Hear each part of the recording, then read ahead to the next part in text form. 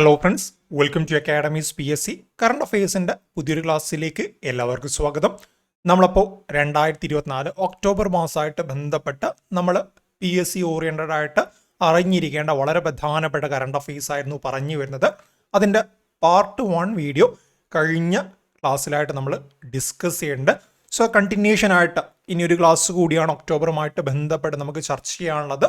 So അതിൽ എല്ലാ current അഫെയറും വരുമെന്നൊന്നും ഞാൻ പറയുന്നില്ല, ബട്ട് വളരെ പ്രധാനപ്പെട്ട നമുക്ക് പഠിക്കാനാണെങ്കിൽ നിങ്ങൾക്ക് തന്നെ അറിയാം, ഒരു മാസം എന്താണ് ഒരു ദിവസം തന്നെ കറണ്ട് അഫെയറിൻ്റെ എണ്ണം നമ്മൾ എടുത്ത് നോക്കിക്കഴിഞ്ഞാൽ എങ്ങനെ പോയാലും നമുക്ക് മിനിമം ഒരു 20-30 കറണ്ട് അഫെയർസ് മൊത്തത്തിൽ വരും അല്ലേ. അതിൽ നമ്മൾ എത്ര പിക്ക് ചെയ്ത് കഴിഞ്ഞാൽ ഒരു 10 to 20 കറണ്ട് അഫെയർസ്, ഒരു ദിവസം 10 to 20 കറണ്ട് അഫെയർസ് വരുന്നുണ്ട് അല്ലേ. 10 to 20 current affairs. So 20 into എത്രയാണ് 30 മാസം 600 അല്ലെങ്കിൽ 500,000 കറണ്ട് അഫെയർ നമ്മൾ പഠിക്കേണ്ടതായിട്ട് വരുന്നുണ്ട്. സോ ആ സാഹചര്യത്തിൽ 500,000 കറണ്ട് അഫെയർ പഠിക്കേണ്ടതിൽ നിന്ന് എന്താണ് നമ്മൾ വളരെ അത് ചുരുക്കിയിട്ട് ഒരു അബ്സ്ട്രാക്റ്റ് എന്ന രീതിയിൽ 100ഓളം കറണ്ട് അഫെയർ നമ്മൾ ചർച്ച ചെയ്യുന്നു. പലപ്പോഴും നമുക്ക് എന്താണ് ആ ഒരു പാറ്റേൺ അനുസരിച്ചിട്ട് നമ്മളൊന്ന് വിശകലനം ചെയ്യുമ്പം ഇത്തരം ചോദ്യങ്ങൾ തന്നെയാണ് വരാറുള്ളത്. ആ രീതിയിൽ നിങ്ങൾ എന്താണ് 1000 കറണ്ട് അഫെയർ പഠിക്കുന്നതിന് പകരം പരമാവധി വളരെ പ്രധാനപ്പെട്ട ആ 1000 തന്നെ വളരെ പ്രധാനപ്പെട്ട 100 എടുത്ത് നമ്മൾ പഠിക്കുന്നത്. സോ അതിൻ്റേതായുള്ള ഇമ്പോർട്ടൻസോടുകൂടെ ഈ ഒരു ഫാക്റ്റ് നിങ്ങൾ പഠിച്ചു വെക്കണം. ഓക്കെ ആണല്ലോ, നമുക്ക് പാർട്ട് 2ലേക്ക് പോവാം. ആദ്യത്തെ കറണ്ട് അഫെയർ എന്താണ്? 54th Dada Saheb Phalke award for 2022. ഇവിടെ 2022 എന്നും കണ്ട് നിങ്ങൾ കൺഫ്യൂഷൻ ആവണ്ട. അവാർഡ് നൽകിയത് 2024. ഓക്കെ, 2022 കണ്ടെന്ന് വിചാരിച്ച് നിങ്ങൾ കൺഫ്യൂഷൻ ആവണ്ട. അവാർഡ് ഏത് വർഷമാണ് നൽകിയത്? അവാർഡ് നൽകിയത് 2024.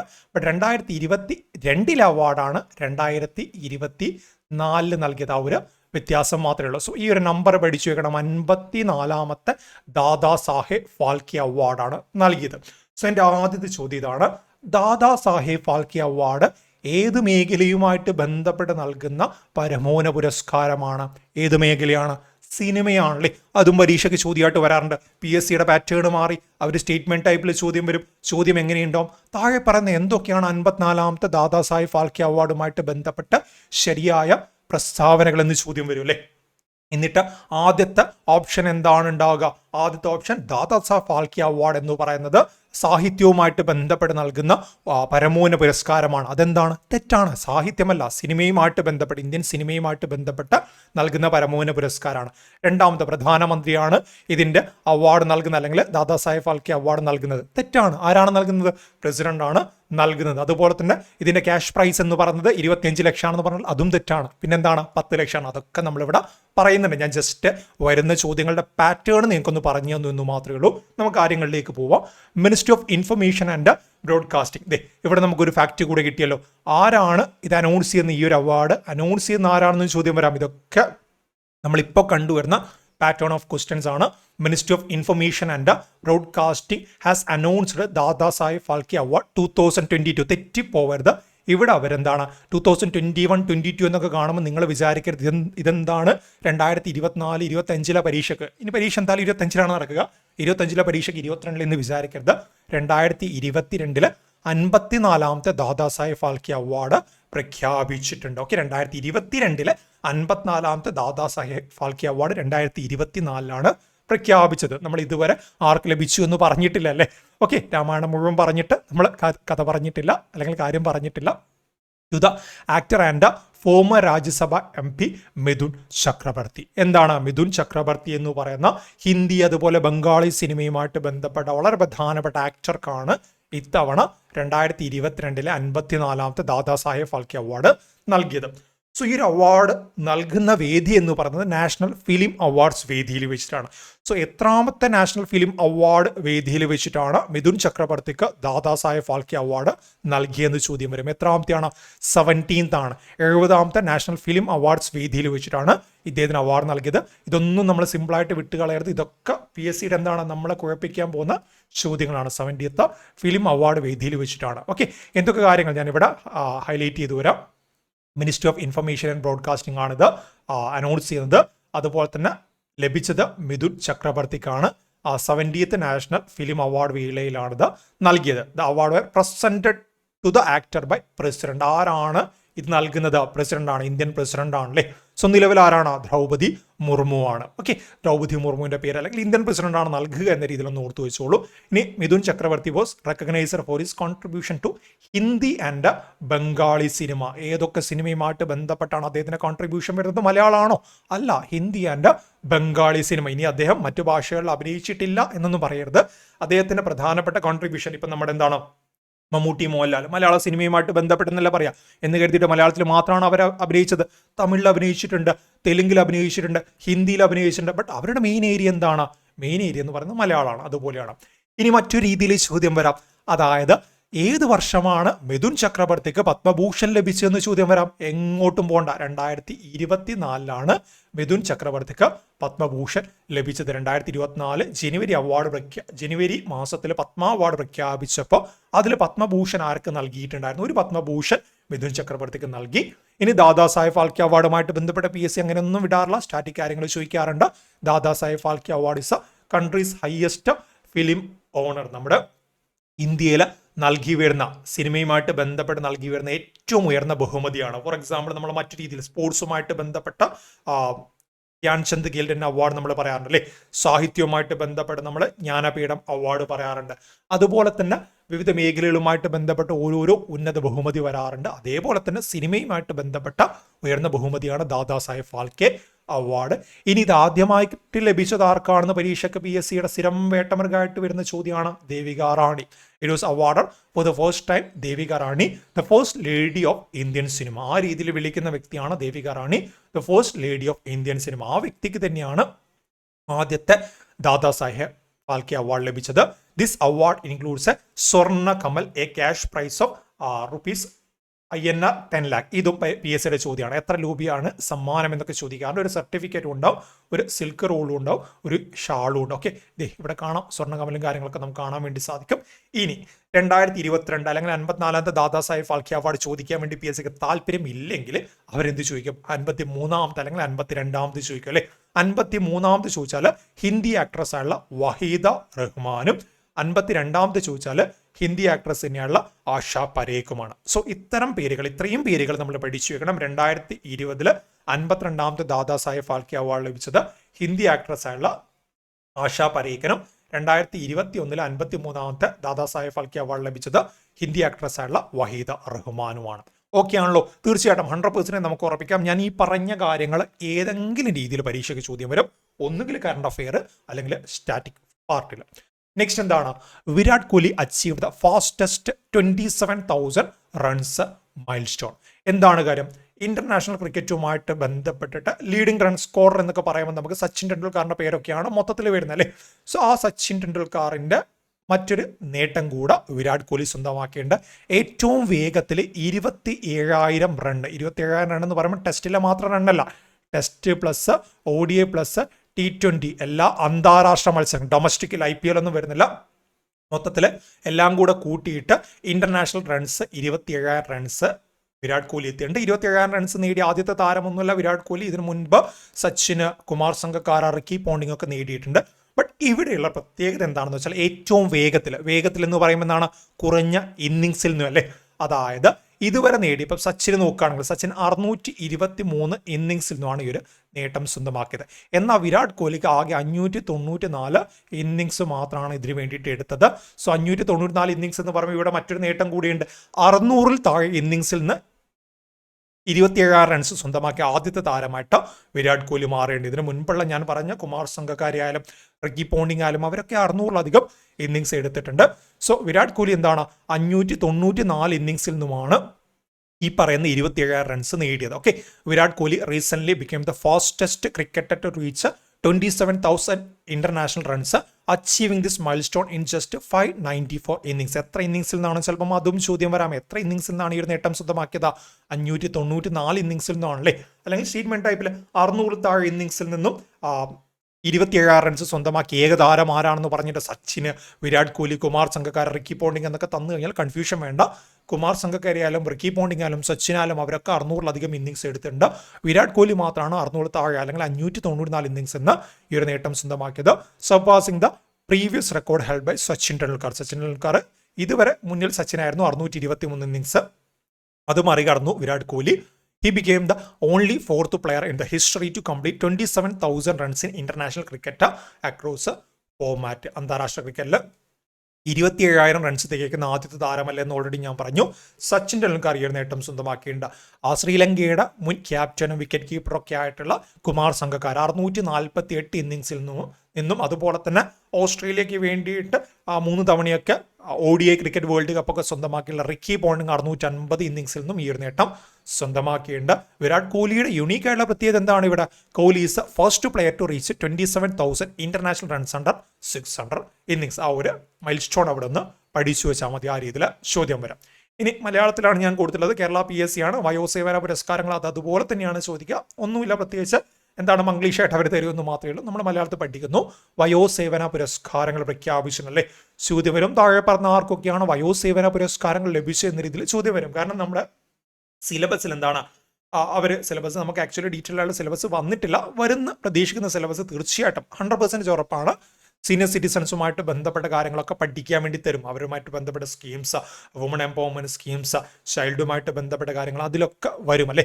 സോ അവിടെ തീർച്ചയായിട്ടും സീനിയർ സിറ്റിസൺ എന്ന് പറയുമ്പോൾ എന്താണ് അവരുമായിട്ട് ബന്ധപ്പെട്ട പുരസ്കാരങ്ങളും അവരുമായിട്ട് ബന്ധപ്പെട്ട സ്കീംസ് ഒക്കെ ചോദിക്കും അല്ലേ. സോ വയോസേവന പുരസ്കാരം അത്തരത്തിലൊരു പുരസ്കാരമാണ്. സംഗീതജ്ഞനായുള്ള വിദ്യാധരൻ മാസ്റ്റർക്കും അതുപോലെ കൂടിയാട്ട കലാകാരനായുള്ള വേണുജിയുമാണ് ആജീവനാന്ത സംഭാവനയ്ക്കുള്ള പുരസ്കാരത്തിന് തെരഞ്ഞെടുത്തത്. ഓക്കെ, വിദ്യാധരൻ മാസ്റ്റർ ആരാണ്? സംഗീതജ്ഞനാണല്ലോ, മ്യൂസീഷ്യനാണ് വിദ്യാധരൻ മാസ്റ്റർ. അതുപോലെ കൂടിയാട്ടം കലാകാരനായുള്ള വേണുജി. ഓക്കെ, ഈ 2 പേരും അവിടെ ഹൈലൈറ്റ് ചെയ്ത് പഠിച്ചു വെച്ചോ. വിദ്യാധരൻ മാസ്റ്ററെയും അതുപോലെ തന്നെ കൂടിയാട്ട കലാകാരനായുള്ള വേണുജി എന്താണ് വയോസേവന പുരസ്കാരങ്ങളിൽ ആജീവനാന്ത സംഭാവനയ്ക്കുള്ള പുരസ്കാരത്തിന് തിരഞ്ഞെടുത്തു.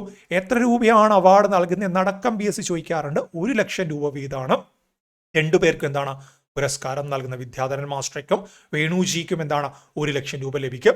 ചിലപ്പോൾ മറ്റു രീതിയിലും ചോദ്യം വരാം. കറണ്ട് അഫയർ എന്താണ് നിങ്ങൾ പഠിച്ചല്ലോ. താഴെ പറഞ്ഞ ആരാണ് കൂടിയാട്ട കലാകാരൻ എന്ന് പറഞ്ഞിട്ട് വേണുജിയുടെ പേര് അവിടെ ഉണ്ടെങ്കിൽ അത് നമ്മൾ എടുക്കേണ്ടതാണ്.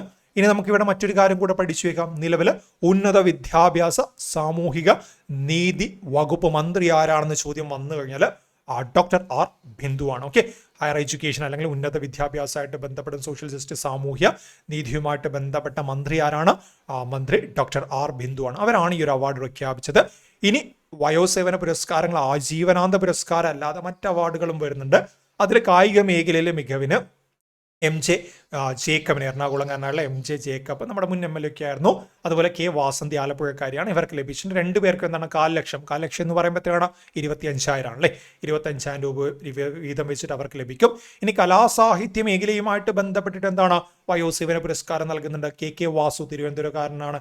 KL രാമചന്ദ്രൻ പാലക്കാടുകാരനാണ്. അവർക്കൊക്കെ അവാർഡ് ലഭിച്ചിട്ടുണ്ട്. ഇവിടെ വേറെ എന്ത് പഠിച്ചില്ലെങ്കിലും വിദ്യാധരൻ മാസ്റ്ററുടെ പേരും വേണുജിയുടെ പേരും ആജീവനാന്ത സംഭാവന വയോസേവന പുരസ്കാരമായിട്ട് ബന്ധപ്പെട്ട പഠിച്ചു വെക്കണം. ഞാൻ ഹൈലൈറ്റ് ചെയ്ത് 1 ലക്ഷം രൂപ അവിടെ പഠിച്ചു വെച്ചോളൂ. നെക്സ്റ്റ് എന്താണ്? Ishpreet entered into semi final and first Indian after a decade. നമുക്ക് ക്രിക്കറ്റ്, ഫുട്ബോള്, ഹോക്കി, ടെന്നീസ് ഇതൊക്കെയായിട്ട് ബന്ധപ്പെട്ട പ്ലേയേഴ്സ് പറയും പെട്ടെന്ന് പേര് കിട്ടും അല്ലേ. ബട്ട് സ്നൂക്കറൊക്കെ ആയിട്ട് ബന്ധപ്പെട്ട് പേര് പറയും. ഞാൻ ആരെയും കുറ്റം പറയുന്നില്ല. എൻ്റെ കാര്യം അടക്കം അത് തന്നെയാണ്. നമ്മൾ അത്രത്തോളം അങ്ങനെ നമ്മുടെ ഇന്ത്യയിൽ കമ്പാരിങ് ടു അതർ സ്പോർട്സ് അത്രത്തോളം ജനപ്രീതി ഇല്ലാത്ത അല്ലെങ്കിൽ ഈ ഒരു സ്പോർട്സ് മോശമാണെന്നല്ല, ബട്ട് നമ്മൾ എന്താണ് അത്രത്തോളം അട്രാക്റ്റഡ് ആയിട്ട് പോവാത്തൊരു വിഭാഗമാണ് സ്നൂക്കർ എന്നൊക്കെ പറയുന്നത്. ഓക്കെ, സോ അതുകൊണ്ട് തന്നെ നമുക്ക് ഇതുമായിട്ട് ബന്ധപ്പെട്ട പ്ലേയേഴ്സിന് ഇപ്പം നമുക്ക് എന്താണോ താല്പര്യം അതിൻ്റെ പ്ലേയേഴ്സൊക്കെ നമുക്ക് ഇപ്പോൾ ഫുട്ബോൾ നല്ല താല്പര്യമുള്ള വ്യക്തി, ഫുട്ബോൾ പ്രാന്തൻ എന്നൊക്കെ പറയുന്ന വ്യക്തി എന്താണ് ഫുട്ബോളുമായിട്ട് ബന്ധപ്പെട്ട ഒട്ടുമിക്ക പ്ലേയേഴ്സിൻ്റെ പേരും അറിയാം. സെയിം ക്രിക്കറ്റിലും അറിയാം, ഹോക്കിയിലും അങ്ങനെ വരുന്ന ആളുകൾക്ക് അറിയാം അല്ലേ. ബട്ട് സ്നൂക്കേഴ്സുമായിട്ട് ബന്ധപ്പെട്ട് വളരെ കുറച്ച് ആളുകൾ മാത്രമേ ഇതൊക്കെ കാണുന്നുണ്ടാവും. സോ ഈ പേരുകളൊന്ന് പഠിച്ചു വെച്ചോ. പ്രോ സർക്യൂട്ട് സ്നൂക്കർ ചാമ്പ്യൻഷിപ്പിൻ്റെ സെമി ഫൈനലിലേക്ക് കഴിഞ്ഞ 10 വർഷത്തിനിടയിൽ ഒരു ഇന്ത്യക്കാരൻ പോലും വന്നിട്ടുണ്ടായിരുന്നില്ല. 2013 ഇറ്റാലിയൻ ഓപ്പണിൽ ആദിത്യ മേത്തയായിരുന്നു അവസാനമായിട്ട് ഈ നേട്ടം സ്വന്തമാക്കിയ ഇന്ത്യക്കാരൻ. അതിനുശേഷം സെമി ഫൈനലിലേക്ക് എത്തിയ ആദ്യ ഇന്ത്യക്കാരനായിട്ട് ഇഷ്പ്രീത് സിംഗ് ശ്രദ്ധ മാറിയിട്ടുണ്ട്. സെമി ഫൈനലിൽ വരെ മാത്രമേ അദ്ദേഹത്തിന് എത്താൻ വേണ്ടി പറ്റിയിട്ടുണ്ടായിരുന്നുള്ളൂ. സെമി ഫൈനൽ എന്താണ്? സെമി ഫൈനലിൽ അദ്ദേഹം പരാജയപ്പെടുകയും ചെയ്തു. ഓക്കെ, സെമി ഫൈനലിൽ അദ്ദേഹം വു ഈസി എന്ന് പറയുന്ന താരത്തോട് പരാജയപ്പെടുകയും ചെയ്തു. സോ ഇഷ്പ്രീത് സിംഗ് ശ്രദ്ധ താഴെ പറഞ്ഞ ഏത് കായിക മേഖലയുമായിട്ട് ബന്ധപ്പെട്ടിരിക്കുന്നു എന്ന് ചോദിച്ചാൽ നിങ്ങൾക്ക് ഇനി നിസ്സംശയം പറയാലോ എന്താണ് സ്നൂക്കറുമായിട്ട് ബന്ധപ്പെട്ട പ്ലെയർ ആണെന്ന് പറയാലോ. Ishpreet Singh Chadha is an Indian snooker player Ishpreet Singh Chadha beat 4-time world champion Mark Selby. ഈ പേര് പറഞ്ഞാൽ എന്നാലും കുറച്ച് പേരൊക്കെ അറിയാം അല്ലെ. മാർക്ക് സെൽബി എന്ന് പറയുന്നത് സ്നൂക്കർ താരമാണ് അല്ലെങ്കിൽ ചാമ്പ്യനാണ്. 4 തവണ വേൾഡ് ചാമ്പ്യൻ ആയിട്ടുള്ള വ്യക്തിയാണെന്നൊക്കെ അറിയാം അല്ലെ. In the pro circuit snooker to make place in the semi final of the tournament. So ഇങ്ങനെ 4 തവണ വേൾഡ് ചാമ്പ്യൻ ആയിട്ടുള്ള മാർക്ക് സെൽബിയെ പരാജയപ്പെടുത്തിക്കൊണ്ടാണ് ഇദ്ദേഹം എന്താണ് ഇതിനെ സെമി ഫൈനലിലേക്ക് എത്തിച്ചേർന്നത്. He became the first player from India to make the semi final of ranking tournament after decade. കഴിഞ്ഞ 10 വർഷത്തിനിടയിൽ ആദ്യമായിട്ടാണ് ഒരു ഇന്ത്യക്കാരൻ ഇത്തരത്തിൽ സെമി ഫൈനലിൽ എത്തുന്നത്. സോ ആരായിരുന്നു ഇതിന് മുൻപെന്ന് ചോദിച്ചാൽ 2013 ഇറ്റാലിയൻ ഓപ്പണിൽ ആദിത്യ മേത്തയാണ്. The last time an Indian matched this record was snooker player Aditya Mehta who had stormed into the last 4 stage of 2013 Italian open. ആദിത്യ മേത്തയുടെ പേര് കൂടെ അവിടെ ഓർത്തു വെച്ചോ. ഇനി ഇഷ്പ്രീത് സെമി ഫൈനലിൽ വന്നു എന്ന് പറഞ്ഞു. ബട്ട് എന്താണ് ശ്രദ്ധ lost who is he in the semi-final without winning a frame. അതുകൂടെ അവിടെ ഒന്ന് ഓർത്തു വെച്ചു. നെക്സ്റ്റ് എന്താണ് 51st meeting of RBI monetary policy committee. ഇപ്പൊ കഴിഞ്ഞ പരീക്ഷ ഏതാണ് പരീക്ഷ എന്ന് കൃത്യമായിട്ട് ഓർമ്മയില്ല, എന്തായാലും PSCയുടെ പരീക്ഷയാണ്. RBI മോണിറ്ററി പോളിസിയുമായിട്ട് ബന്ധപ്പെട്ടിട്ട് അതിന്റെ റിപ്പോ റേറ്റ് എത്രയാണ്, ആ രീതിയിലുള്ള കാര്യങ്ങളൊക്കെ ചോദിച്ചു അല്ലേ. സോ എന്താണ് അതെന്താണ് പ്രതിപാദിക്കുന്നത്, ഇത്തരത്തില് നമ്മുടെ ഫിനാൻസ് വിഭാഗവുമായിട്ട് ബന്ധപ്പെട്ട അല്ലെങ്കിൽ എന്താണ് ബാങ്കിങ് സെക്ടറുമായിട്ട് ബന്ധപ്പെട്ട് കറണ്ട് അഫെയർ ലിങ്ക് ചെയ്ത് അവർ ചോദ്യങ്ങൾ കൊണ്ടുവരുന്നുണ്ടെന്ന് മനസ്സിലായല്ലേ. ആ റിപ്പോ റേറ്റ് നമ്മൾ നോക്കുകയാണെങ്കിൽ കഴിഞ്ഞ 10 തവണ ഒരു മാറ്റം, ലാസ്റ്റ് വന്നപ്പോഴും പ്രത്യേകിച്ച് മാറ്റമൊന്നുമില്ല. 6.5 എന്ന് പറയുന്ന ശതമാനത്തിൽ അവർ ഉറച്ചു നിൽക്കുന്നുണ്ട്, മാറ്റമൊന്നുമില്ല. അതിനർത്ഥം എന്താണ്, ഈ പറഞ്ഞ റിപ്പോ റേറ്റ് അതുപോലെ ബാങ്ക് റേറ്റ് ആ ഒരു കാര്യങ്ങളൊക്കെ എപ്പോഴാണ് മാറ്റം വരുത്തുക, നമ്മുടെ എക്കണോമി ബാലൻസിലല്ല എന്ന് കാണുമ്പോഴാണല്ലോ. ഇൻഫ്ലേഷൻ ഡിഫ്ലേഷൻ പ്രഷേഴ്സ് വരുന്ന സമയത്താണ് റിപ്പോ റേറ്റിലും മറ്റു കാര്യങ്ങളിലൊക്കെ മാറ്റങ്ങൾ കൊണ്ടുവരുന്നത്. ഓക്കെ, അതൊക്കെ നമ്മൾ എക്കണോമിക്സിൽ പഠിക്കുന്നുണ്ട്. എന്താണ് ഈ പറയുന്ന മോണിറ്ററി പോളിസി എപ്പോഴാണ് അപ്ലൈ ചെയ്യുന്നത്, അതുപോലെ തന്നെ ഇൻഫ്ലേഷൻ്റെ പ്രഷേഴ്സ് വരുമ്പോൾ, ഇൻഫ്ലേഷൻ എന്ന് പറയുമ്പോൾ എന്താണ്, മാർക്കറ്റിൽ ഒരുപാട് പണം, ആളുകളുടെ കയ്യിൽ ഒരുപാട് പണം, ബട്ട് നമുക്ക് എന്താണ് അതുകൊണ്ടൊന്നും ചെയ്യാൻ വേണ്ടി സാധിക്കുന്നില്ല. സോ അത് തിരിച്ചാരുടെ കയ്യിലേക്ക് കൊണ്ടുവരണം, അതൊക്കെ RBIയുടെ കയ്യിലേക്ക് കൊണ്ടുവരണം അല്ലേ. അതിനെന്താണ് ബാങ്ക് റേറ്റും കാര്യങ്ങളൊക്കെ ഇൻക്രീസ് ചെയ്യുമ്പോൾ എന്താണ് ആളുകൾ ലോൺ എടുക്കാൻ വേണ്ടി മടിക്കും. ഇനി ലോൺ എടുത്ത ആളുകൾ തന്നെ വലിയ എമൗണ്ട് തിരിച്ചടക്കേണ്ടതായിട്ടൊക്കെ വരും അല്ലേ. സോ അതുകൊണ്ട് എന്താണ് മാർക്കറ്റിൽ എക്സസ് ആയിട്ടുള്ള ഫണ്ട് റിസർവ് ബാങ്കിലേക്ക് തിരിച്ചു വരും. സോ ജസ്റ്റ് ഞാൻ പറഞ്ഞു എന്ന് മാത്രമേ ഉള്ളൂ. മോണിറ്ററി പോളിസി നമ്മൾ ക്ലാസ്സിൽ ഡീറ്റെയിൽ ആയിട്ട് പറയുന്നുണ്ട്. സോ 51ാമത്തെ മീറ്റിംഗ്, ഈ മീറ്റിംഗ് ആരാണ് ഇതിന്റെ ചെയർപേഴ്സൺ, RBIയുടെ മോണിറ്ററി പോളിസി മീറ്റിംഗ് അല്ലേ. RBIയുടെ ഹെഡ് ആരാണ്, RBI ഗവർണർ ആണല്ലേ. നിലവിൽ ആരാണ്, ഒരുപാട് തവണ പരീക്ഷയ്ക്ക് ചോദിച്ചു, നിങ്ങൾക്ക് അറിയുന്ന കാര്യമാണ്, ശക്തികാന്ത ദാസ് ആണ്. Okay, 51st monetary policy committee, monetary പോളിസിയുമായിട്ട് ബന്ധപ്പെട്ട തീരുമാനങ്ങൾ എടുക്കാൻ വേണ്ടിയിട്ട് മോണിറ്ററി പോളിസി കമ്മിറ്റിയാണ്. ഇതുമായിട്ട് ബന്ധപ്പെട്ട് നിങ്ങൾ ശ്രദ്ധിച്ചിട്ടുണ്ടാവുമെന്ന് വിചാരിക്കുന്നു. കഴിഞ്ഞ കുറച്ച് PSC പരീക്ഷയ്ക്കായിട്ട് ബന്ധപ്പെട്ട് വരുന്ന ചോദ്യമാണ്. ഒന്നാമത്തെ ചോദ്യം മോണിറ്ററി പോളിസി കമ്മിറ്റി ഫോം ചെയ്ത ഇയർ ചോദിച്ചിട്ടുണ്ട്. അതുപോലെ തന്നെ മോണിറ്ററി പോളിസി കമ്മിറ്റിയിലെ അംഗങ്ങളുടെ എണ്ണം ചോദിച്ചിട്ടുണ്ട്. ഒരു വർഷം എത്ര തവണ മോണിറ്ററി പോളിസി കൂടുന്നുണ്ടെന്നൊക്കെ ചോദിച്ചിട്ടുണ്ടല്ലേ. സോ അതിന് വേണ്ടിയിട്ട് നമ്മൾ എന്താണ് ഈ ഒരു കാര്യങ്ങൾ മൊത്തം പഠിക്കേണ്ടതായിട്ട് വരുന്നുണ്ട്. ആ രീതിയിലാണ് ചോദ്യങ്ങൾ വരുന്നത്.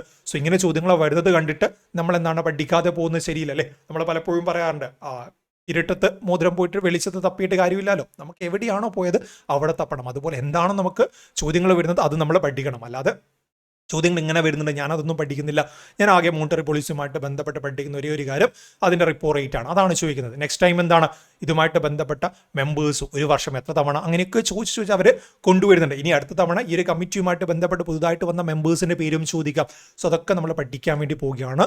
The 51st monetary policy committee meeting of the Reserve Bank of India was chaired by RBI governor. Reserve Bank of ഇന്ത്യയുടെ ഗവർണർ നിലവിൽ ആരാണ്, ശക്തികാന്ത ദാസ് ആണ്. The Indian government has made a significant move in monetary policy governance by appointing 3 new external members. ഇവിടെ 6 members ആണ് total വരുന്നത്, അതിലേക്ക് ഞാൻ വരാം. To the Reserve Bank of India's monetary policy committee. എന്താണ്, ഓൾറെഡി ഉണ്ടായിരുന്ന 3 മെമ്പേഴ്സ് കാലാവധി അവസാനിച്ച സമയത്ത് പുതിയ 3 മെമ്പേഴ്സിനെ കൊണ്ടുവന്നു. അത്ര മാത്രമേ ഉള്ളൂ, വേറെ പ്രത്യേകിച്ച് അതിനെ കാര്യമൊന്നുമില്ല ഇവിടെ. As per the provision of the Reserve Bank of India act the monetary policy committee consist of 6 members. ഇത് പ്രീവിയസ് ചോദ്യമാണ്. മോണിറ്ററി പോളിസി കമ്മിറ്റിയിൽ എത്ര അംഗങ്ങൾ ഉണ്ടെന്ന് ചോദിച്ചിട്ടുണ്ടായിരുന്നു. സോ അത് നമ്മൾ ചിലപ്പോൾ എന്താണ് ക്ലാസ്സിൽ മോണിറ്ററി പോളിസിയുമായിട്ട് ബന്ധപ്പെട്ട കാര്യങ്ങൾ ജസ്റ്റ് പറഞ്ഞു പോകുന്ന സമയത്ത് ഇതൊന്നും ചർച്ച ചെയ്യണമെന്ന് നിർബന്ധമില്ല. ഇതൊക്കെ നമുക്ക് കറണ്ട് അഫെയറിൽ ഇങ്ങനെ പറഞ്ഞു പോകും. ഞാൻ പലപ്പോഴും എന്താണ് ക്ലാസ്സിൽ പറയാത്ത കാര്യങ്ങൾ പലപ്പോഴും ഞാൻ കറണ്ട് അഫെയറിൽ റിലേറ്റഡ് ഫാക്റ്റ് ആയിട്ട് പറയാറുണ്ട്. അത് പലപ്പോഴും പലപ്പോഴും അല്ല പരീക്ഷയ്ക്ക് വരാറുള്ള കാര്യങ്ങളാണ്. അങ്ങനെ ഒരുപാട് കുട്ടികൾ പറയാറുണ്ട്. റിലേറ്റഡ് ഫാക്ട്സ് ഒരുപാട് ഉപകാരമായി. കാരണം റിലേറ്റഡ് ഫാക്ട്സ് നമ്മൾ ഒരു 10 കാര്യം പറയുമ്പോൾ ഒന്നെങ്കിലും നമുക്ക് എന്താണ് കുടുങ്ങും അല്ലേ. അതുപോലെ ഇതൊന്നും എന്താണ് നമ്മൾ ബൈഹാർട്ട് പഠിക്കുന്ന രീതിയിലല്ല പഠിക്കുന്നത്. ജസ്റ്റ് കാര്യങ്ങൾ ന്യൂസ് പേപ്പർ നിങ്ങൾ വായിക്കുമ്പോൾ അല്ലെങ്കിൽ നിങ്ങളൊരു സിനിമ കണ്ടാൽ സിനിമ ബൈഹാർട്ടാക്കുകയാണ് ചെയ്യുക. നമ്മൾ ആസ്വദിച്ച് സിനിമ കാണുന്ന സമയത്ത് സിനിമയിലെ കാര്യങ്ങൾ ഓരോ ഡയലോഗ് പോലും നമുക്ക് ഓർമ്മയുണ്ടാവും അല്ലേ? അതുപോലെ പഠിക്കുന്ന കാര്യവും ചെയ്താൽ മതി. ഇതുപോലെ കാര്യങ്ങൾ ആസ്വദിച്ച് അങ്ങ് പഠിച്ചു കഴിഞ്ഞാൽ പിന്നെ നമുക്ക് ബൈ ഹാർട്ട് പഠിക്കേണ്ട ഈ ഒരു കാര്യങ്ങൾ നമ്പേഴ്സൊക്കെ നിങ്ങൾക്ക് അവിടെ ഓർമ്മയുണ്ടാവും. ഞാൻ ഈ പറഞ്ഞ കാര്യങ്ങളൊക്കെ നിങ്ങളുടെ മെമ്മറിയിൽ അവിടെയുണ്ട്. ഒരു 1-2 തവണ നിങ്ങളൊന്ന് കണ്ടാൽ മതി, അത്ര മാത്രമേ ഉള്ളൂ. 3 members from RBI and 3 are appointed by central government. അതും ചോദ്യമായിട്ട് വരാം. ഇതിൽ reserve Bank of India appoint ചെയ്യുന്ന 3 members അതുപോലെ സെൻട്രൽ ഗവൺമെന്റ് അപ്പോയിന്റ് ചെയ്യുന്ന 3 members. Total RBI monetary policy കമ്മിറ്റിയിൽ എത്ര അംഗങ്ങളുണ്ട്? 6 അംഗങ്ങളുണ്ട് അല്ലേ? ഇതിൽ 3 എക്സ്റ്റേണൽ മെമ്പേഴ്സ്, പുതുതായിട്ട് വന്ന 3 എക്സ്റ്റേണൽ മെമ്പേഴ്സ്. റാം സിംഗ് ഒന്നാമത്തെ വ്യക്തിയാണ്, റാം സിംഗ്. രണ്ടാമത്തത് സുഗത ഭട്ടാചാര്യ. മൂന്നാമത്തത് നാഗേഷ് കുമാർ. ഓൾറെഡി ഉണ്ടായിരുന്ന അഷിമ ഗോയൽ, ശശാങ്ക ഭിഡെ, അതുപോലെ തന്നെ ജയന്ത് ആർ വർമ്മ, ഇവരെ റീപ്ലേസ് ചെയ്തുകൊണ്ടാണ് റാം സിംഗും സുഗത ഭട്ടാചാര്യം നാഗേഷ് കുമാറും വന്നത്. സോ ആ ഒരു 3 പേരും ജസ്റ്റ് അവിടെ നിന്ന് പഠിച്ചു വെച്ചാൽ മതി. The RBI members of the committee include governor. ആരാണ് മറ്റൊരു മെമ്പർ? ശക്തികാന്ത ദാസ്. നിലവിൽ ഗവർണർ എന്ന് പറയുന്നത് ശക്തികാന്ത ദാസാണ് അല്ലേ? Who is also ex officio chairperson of the monetary policy committee. Ex officio എന്ന് പറയുമ്പോൾ എന്താണ്? ഓൾറെഡി ഒരു സ്ഥാനത്ത്, അധികാര സ്ഥാനത്ത് ഇരിക്കുന്നുണ്ട്. അതിന് കൂടെ മറ്റൊരു ഓഫീസ് കൂടെ കൈയാളൊന്നും ആര്. ഇതിലാണ് പറയുന്നത് ഇപ്പം നീതി ആയോഗിന്റെ എക്സ് ഒഫീഷ്യോ ചെയർപേഴ്സൺ ആണ് നമ്മുടെ മുഖ്യമന്ത്രി അല്ല, പ്രൈം മിനിസ്റ്റർ എന്ന് പറയാറുണ്ട് അല്ലേ? എന്താണ്? ഓൾറെഡി അദ്ദേഹം പ്രൈം മിനിസ്റ്റർ പദവി ആ ഒരു ചെയറായിട്ട് ഇരിക്കുന്നുണ്ട്. അതിന് കൂടെ മറ്റൊരു ഓഫീസ് കൂടെ എക്സ് ഒഫീഷ്യോ എന്ന രീതിയിൽ വരുന്നുണ്ട്. അത്ര മാത്രമേ ഉള്ളൂ. ഓക്കെ, പലപ്പോഴും പലരും എക്സ് ഒഫീഷ്യോ എന്താണെന്ന രീതിയിലൊക്കെ ചിന്തിക്കാറുണ്ട്. ഇത്ര കാര്യങ്ങൾ മാത്രമേ ഉള്ളൂ. The other members are deputy governor in the charge of monetary policy Michael D Patra. മറ്റൊരു വ്യക്തി ആരാണ്? MD പാത്ര അല്ലെങ്കിൽ മൈക്കൽ ഡി പാത്ര എന്ന് നമ്മുടെ രീതിയിൽ പറയാം. And other RBI officer be nominated by the central board of the regulator a position current held by Rajiv Ranjan. ഇതൊക്കെ എപ്പോൾ വേണമെങ്കിലും മാറ്റങ്ങൾ വരാം. ഞാനിപ്പോൾ പറയുന്ന സമയത്ത് മാറ്റങ്ങൾ വന്നില്ല. ചിലപ്പോൾ ഞാൻ പറഞ്ഞിട്ട് നെക്സ്റ്റ് ഡേ ഇത് മാറ്റങ്ങൾ വന്നേക്കാം. സോ കറണ്ട് അഫയർ എപ്പോൾ വേണ്ടിങ്ങനെ മാറാം. ഈ പേരുകളൊക്കെ പറയുമ്പോൾ നിങ്ങൾ എപ്പോൾ ചെയ്യേണ്ട കാര്യം ഒന്ന് ക്രോസ് ചെക്ക് ചെയ്യണം. ഓക്കെ, ഞാൻ എപ്പോഴും നിങ്ങളോട് പറയുന്ന കാര്യമാണ്. ഞാൻ പേരുകൾ പറയുമ്പോൾ നിങ്ങളൊന്ന് ക്രോസ് ചെക്ക് ചെയ്യണം. കാരണം ഇത് സ്റ്റാറ്റിക് ഫാക്റ്റ് അല്ല, ഡൈനാമിക് ഫാക്റ്റ് ആണ്. ഞാൻ ഇന്ന് പറഞ്ഞു, ഞാനൊരു അപ്പോയിൻമെന്റ് പലപ്പോഴും എനിക്ക് പറ്റുന്ന കാര്യമാണ്. മുൻപ് എനിക്ക് ഓർമ്മയുണ്ട്, ഞാൻ യൂണിവേഴ്സിറ്റി അസിസ്റ്റന്റ് എക്സാമിനാണ് തോന്നുന്നു. ആ ഒരു എക്സാമിനെ പഠിപ്പിക്കുന്ന സമയത്ത് കേരളത്തെ ഏറ്റവും വലിയ ജില്ല ഞാൻ വലിയ കാര്യം പോലെ പഠിപ്പിച്ചു പോയിട്ട് 2 ദിവസം കഴിഞ്ഞ് ഞാൻ ആ ക്ലാസ് റെക്കോർഡ് ചെയ്തിട്ട് അപ്ലോഡ് ചെയ്തിട്ട് 2 ദിവസം കഴിഞ്ഞ സമയത്ത് എന്താണ് ഏറ്റവും വലിയ ജില്ല അങ്ങ് മാറി. എനിക്കെന്താ ചെയ്യാൻ വേണ്ടി പറ്റുക? ഞാൻ പറഞ്ഞ ഫാക്റ്റ് തെറ്റല്ല, ഞാൻ പറഞ്ഞ ഫാക്റ്റ് കറക്റ്റാണ്. ബട്ട് ആ ഒരു ഫാക്റ്റ് മാറി. അതുകൊണ്ട് തന്നെ ഇത്തരം കാര്യങ്ങൾ പറയുമ്പോൾ നിങ്ങൾ ജസ്റ്റ് ഒന്നും വേണ്ട, നിങ്ങളുടെ എന്താണെന്ന് റിസർച്ച് അറിയേണ്ടി ഒന്ന് ഡെവലപ്പ് ചെയ്താൽ മതി. നിങ്ങളൊന്ന് ജസ്റ്റ് ഗൂഗിൾ നോക്കിയിട്ട് ഇന്ത്യ വ്യക്തികൾ തന്നെയാണ് അതും ഒഫീഷ്യൽ വെബ്സൈറ്റ് മാത്രം നോക്കിയാൽ മതി, മറ്റ് ഡാറ്റാസ് ഒന്നും നോക്കണ്ട.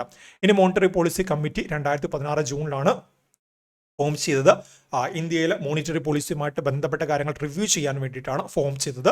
The meetings of the monetary policy committees held at least 4 times a year. ഇതും PSCയുടെ പ്രീവിയസ് ചോദ്യമാണ്. ഒരു വർഷം മോണിറ്ററി പോളിസി കമ്മിറ്റി എത്ര തവണ കൂടിയിരിക്കണമെന്ന് ചോദിക്കാറുണ്ട്. അതായത് 4 തവണ. 4 തവണ എന്ന് പറയുമ്പോൾ എന്താണ്? അറ്റ്ലീസ്റ്റ് ഒരു ക്വാർട്ടറിൽ ഒരു തവണയെങ്കിലും, അതായത് 3 മാസം കൂടുമ്പോൾ ഒരു തവണയെങ്കിലും കൂടിയിരിക്കണം എന്ന് പറയുന്നുണ്ട്.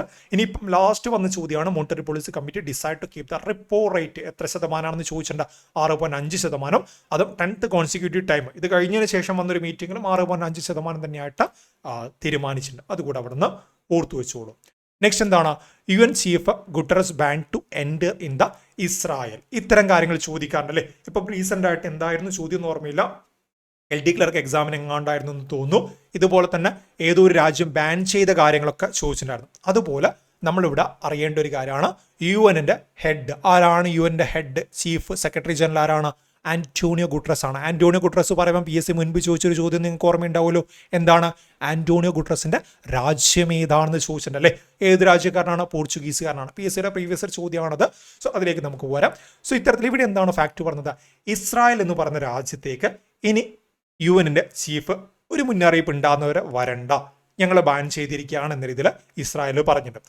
UN എന്ന് പറയുന്ന ലോകരാജ്യങ്ങളെ സമാധാനം കൊണ്ടുവരാനുള്ള ഒരു പീസ് കീപ്പിംഗ് ഏജൻസി ആയിട്ടൊക്കെ നമ്മൾ വിളിക്കുന്ന ഏജൻസിയാണ് UN.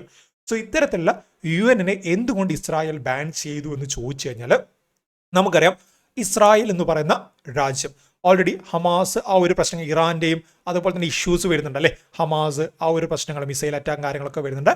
ഇത്തരത്തിൽ ഇസ്രായേലിന് മേലുള്ള മിസൈൽ അറ്റാക്കിന് തടയാനോ അല്ലെങ്കിൽ അതിനെതിരായിട്ട് കണ്ണടക്കുക മാത്രമാണ് UN ചെയ്തത് എന്ന രീതിയിൽ ആരോപിച്ചുകൊണ്ടാണ് ഇത്തരത്തിൽ ഇസ്രായേൽ എന്താണ് UN ചീഫ് തൽക്കാലം ഇങ്ങോട്ടേക്ക് വരണ്ട, ഞങ്ങൾ ബാൻ ചെയ്തിട്ടാണുള്ളത്, വന്നാൽ എന്തായിരിക്കും അവസ്ഥ എന്ന് ഞങ്ങൾക്ക് പറയാൻ പറ്റില്ലെന്ന് ഒഫീഷ്യലായിട്ട് അറിയിച്ചത്. കാരണം എന്താണ്?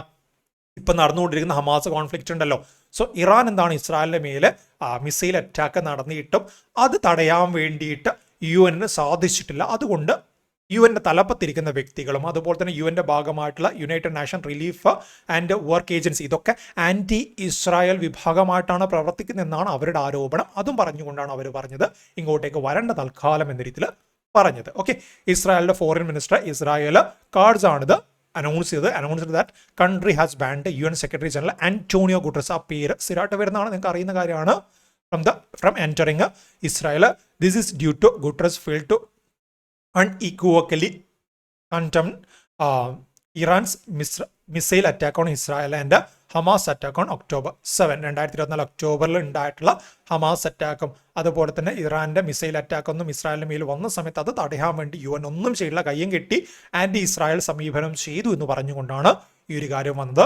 Israel's ban on mister Guterres is A part of the broader argument that UN controlled by an anti-Israel bloc of Arab and Islamic countries. ഞാൻ ഇങ്ങനെയൊക്കെ പറയാനുള്ള കാരണം ഇതിൽ എന്തെങ്കിലുമൊക്കെ കറങ്ങി തിരിഞ്ഞിട്ട് ഈ പറഞ്ഞ കൺസെപ്റ്റ് നിങ്ങൾക്ക് മനസ്സിലാവുമല്ലോ, പറഞ്ഞു വരുമ്പം ബൈ ഹാർട്ട് പഠിക്കാതെ മനസ്സിലാവുമല്ലോ. സോ ആ കൺസെപ്റ്റ് എടുത്ത് നമ്മളോട് ചോദിക്കും. ഞാനിപ്പം ഇത്ര നേരം കഥ പോലെ പറഞ്ഞ കാര്യം അതൊരു കൺസെപ്റ്റ് ആക്കിയിട്ട് അവർ ചോദിക്കും. അങ്ങനെയാണ് നമ്മളൊരു അനലിറ്റിക്കൽ സ്കിൽ എന്ന രീതിയിലാണ് ഇപ്പോൾ ചോദ്യങ്ങൾ വരുന്നത്.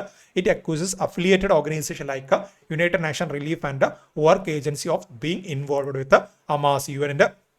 UNRW എന്ന് പറയുന്ന വിഭാഗം പോലും ഹമാസുമായിട്ട് അഫിലിയേറ്റ് ചെയ്തിട്ട് ആന്റി ഇസ്രായേൽ സമീപനങ്ങൾ ചെയ്യുന്നു എന്നാണ് പറയുന്നത്.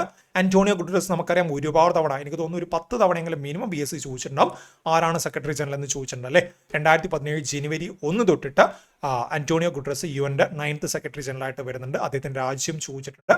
പോർച്ചുഗലിന്റെ മുൻ പ്രൈം മിനിസ്റ്റർ ഒക്കെ ആയിട്ടുള്ള വ്യക്തിയാണ്. 1995 തൊട്ട് 2002 വരെ പോർച്ചുഗലിന്റെ പ്രൈം മിനിസ്റ്റർ ആയിട്ടുള്ള വ്യക്തിയാണ്. പോർച്ചുഗീസുകാരനാണ്. അതും പരീക്ഷയ്ക്ക് വന്ന ചോദ്യമാണ്. PSc ഇതൊക്കെ ഞാൻ പറയുന്നൊക്കെ PSCയുടെ മുൻവർഷ ചോദ്യങ്ങളാണ്. മുൻവർഷ ചോദ്യങ്ങൾ കൈകാര്യം ചെയ്തവർ അല്ലെങ്കിൽ വർക്കൗട്ട് ചെയ്തവർക്കൊക്കെ ഈ ഒരു കാര്യങ്ങളൊക്കെ ഓർമ്മയുണ്ടെന്ന് വിചാരിക്കുന്നു. നെക്സ്റ്റ് എന്താണ്? India to host first ever kho kho world cup in 2025. നമ്മൾ cricket world cup, football world cup, hockey world cup എന്നൊക്കെ കേൾക്കാറില്ലേ. ബട്ട് നമ്മൾ അധികം കേൾക്കാത്തൊരു കാര്യമാണ് കൊക്കോ വേൾഡ് കപ്പ്. ഈ പറയുന്ന കൊക്കോ വേൾഡ് കപ്പ് എന്താണ്? ആദ്യമായിട്ട് വരാൻ വേണ്ടി പോവുകയാണ്. എവിടെയാണ് വരാൻ വേണ്ടി പോകുന്നതെന്ന് നമ്മൾ അധികം ആലോചിച്ച് ചിന്തിച്ച് തലപോകിക്കേണ്ട നമ്മുടെ സ്വന്തം ഇന്ത്യയിലാണ്. സോ തീർച്ചയായിട്ടും ചോദ്യം വന്നു കഴിഞ്ഞാൽ മറ്റു രാജ്യങ്ങളിലേക്ക് പോവണ്ട. കൊക്കോ ഓക്കെ, നമ്മുടെ കുട്ടിക്കാലത്ത് സ്കൂളിലൊക്കെ കളിച്ചിട്ടുണ്ടാവുമല്ലോ കൊക്കോ എന്ന് പറഞ്ഞാൽ. അതെവിടെയാണ് ആദ്യമായിട്ട് അതിന് വേൾഡ് കപ്പ് വന്നപ്പോൾ നടക്കാൻ വേണ്ടി പോകുന്നത്? നമ്മുടെ സ്വന്തം ഇന്ത്യയിലാണ്. India to host first ever kho kho world cup in 2025. 2025 ജനുവരി 13 തൊട്ട് 19 വരെയാണ് നടക്കാൻ വേണ്ടി പോകുന്നത്. Kho kho federation of India and international kho kho federation has have announced that the inaugural kho kho world cup will take place India in 2025. 2025 ഇന്ത്യയിൽ വെച്ച് നടക്കുന്ന ഒഫീഷ്യലായിട്ട് അനൗൺസ് ചെയ്തിട്ടുണ്ട്. The event will witness the participation of 24 countries from 6 continent. വ്യത്യസ്തമായുള്ള 6 വൻകരയിൽ നിന്നും 24ഓളം രാജ്യങ്ങൾ പങ്കെടുക്കും എന്നാണ് പറയുന്നത്. പിന്നെ സ്റ്റേഡിയം ചിലപ്പോൾ ചോദിക്കാം. സ്റ്റേഡിയം ഒക്കെ SSCയുടെ ചോദ്യങ്ങളാണ്. SSCയുടെ പല ചോദ്യങ്ങൾ എന്താണ് PSC ഇങ്ങനെ കടമെടുത്തുകൊണ്ടിരിക്കുകയാണ്. India will host the first ever kho kho world cup at the iconic Indira Gandhi international stadium at New Delhi. ന്യൂഡൽഹിയിലെ IGI സ്റ്റേഡിയത്തിലാണ് ജനുവരി 13 തൊട്ടിട്ട് 19 വരെ നടക്കാൻ വേണ്ടി പോകുന്ന അടുത്ത വർഷമാണ്. The Indian Olympic Association has officially confirmed its participation with the kho kho federation of India. Okay, already കാര്യങ്ങളൊക്കെ തീരുമാനിച്ചിട്ടുണ്ട്. ഇനി കൊക്കോ ഫെഡറേഷൻ ഓഫ് ഇന്ത്യയുടെ പ്രസിഡന്റ് ചോദ്യം വരാം. ഇതൊക്കെ നമ്മൾ പഠിച്ചു പോയിട്ട് അവസാനം അവരെന്ത് ചോദിക്കും? ആരായിരുന്നു കൊക്കോ ഫെഡറേഷൻ ഓഫ് ഇന്ത്യയുടെ പ്രസിഡന്റ് എന്ന രീതിയിൽ ചോദ്യം വരാം അല്ലേ. സുധാൻഷു മിറ്റലാണ് കൊക്കോ ഫെഡറേഷൻ ഓഫ് ഇന്ത്യയുടെ പ്രസിഡന്റ്. ഇനി ഒരു വേൾഡ് കപ്പിന്റെ ഒഫീഷ്യൽ ടാഗ് ലൈൻ ചോദ്യം വരാം. ദ വേൾഡ് ഗോസ് ഗോ എന്നാണ് ടാഗ് ലൈന് വരുന്നത്. അതുകൂടെ അവിടെ നിന്ന് പഠിച്ചു വെച്ചോളൂ. നെക്സ്റ്റ് എന്താണ്? Justice Nitin Madhukar Jamdar sworn in as the chief justice of Kerala ഹൈക്കോടതി.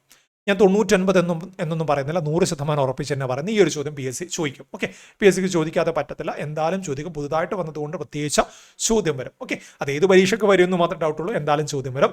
ജസ്റ്റിസ് നിതിൻ മധുകർ ജാംദാർ എന്താണ്? നമ്മുടെ കേരള ഹൈക്കോടതിയുടെ പുതിയ ചീഫ് ജസ്റ്റിസ് ആയിട്ട് വന്നു അല്ലേ. Justice Nitin Madhukar Jamdar was sworn in as chief justice of Kerala ഹൈക്കോടതി. കേരള ഹൈക്കോടതി മാത്രമല്ല മറ്റു ഒരുപാട് സംസ്ഥാനങ്ങളുടെ ഹൈക്കോടതി ചീഫ് ജസ്റ്റിസ് ആയിട്ട് പുതിയ വ്യക്തികൾ വന്നിട്ട് അത് ഞാൻ നമ്മുടെ CGL അതുപോലുള്ള ക്ലാസ്സുകളിൽ ഞാൻ എല്ലാം പറഞ്ഞിട്ടുണ്ട്. നമുക്ക് കേരളത്തിൽ പറയുമ്പോൾ എന്താണ്, മറ്റ് സംസ്ഥാനങ്ങളിലേക്ക് നമുക്ക് പോവേണ്ടതില്ല, കേരളത്തിനെ മാത്രം നോക്കിയാൽ മതി. സോ സാധാരണയായിട്ട് ആരാണ് ചീഫ് ജസ്റ്റിന് ഓത്ത് ആൻഡ് അഫിമേഷൻ ചെയ്തു കൊടുക്കുന്നത്, അല്ലെങ്കിൽ സത്യവാചകം ചൊല്ലിക്കൊടുക്കുന്നത്?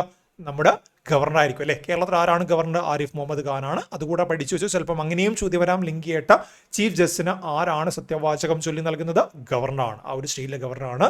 The oath of office was administered by governor Arif Mohammed Khan, chief secretary Sharada Muraleedharan. ഇതും മറ്റൊരു ചോദ്യമായിട്ട് വരും. ഇതൊക്കെ ഞാൻ ആ ഒരു ന്യൂസ് നിന്ന് എടുത്തതാണ്. ഓക്കെ, നമുക്ക് വന്ന ന്യൂസ് ഉണ്ടല്ലോ, ഹിന്ദു പോലുള്ള ന്യൂസ് മീഡിയാസിൽ വന്ന പേരുകൾ ഞാനിങ്ങനെ ചികഞ്ഞെടുത്തിട്ട് നിങ്ങൾക്ക് തരുന്നു എന്ന് മാത്രമല്ല, അത് അതുപോലെ അവർ ചോദിക്കും.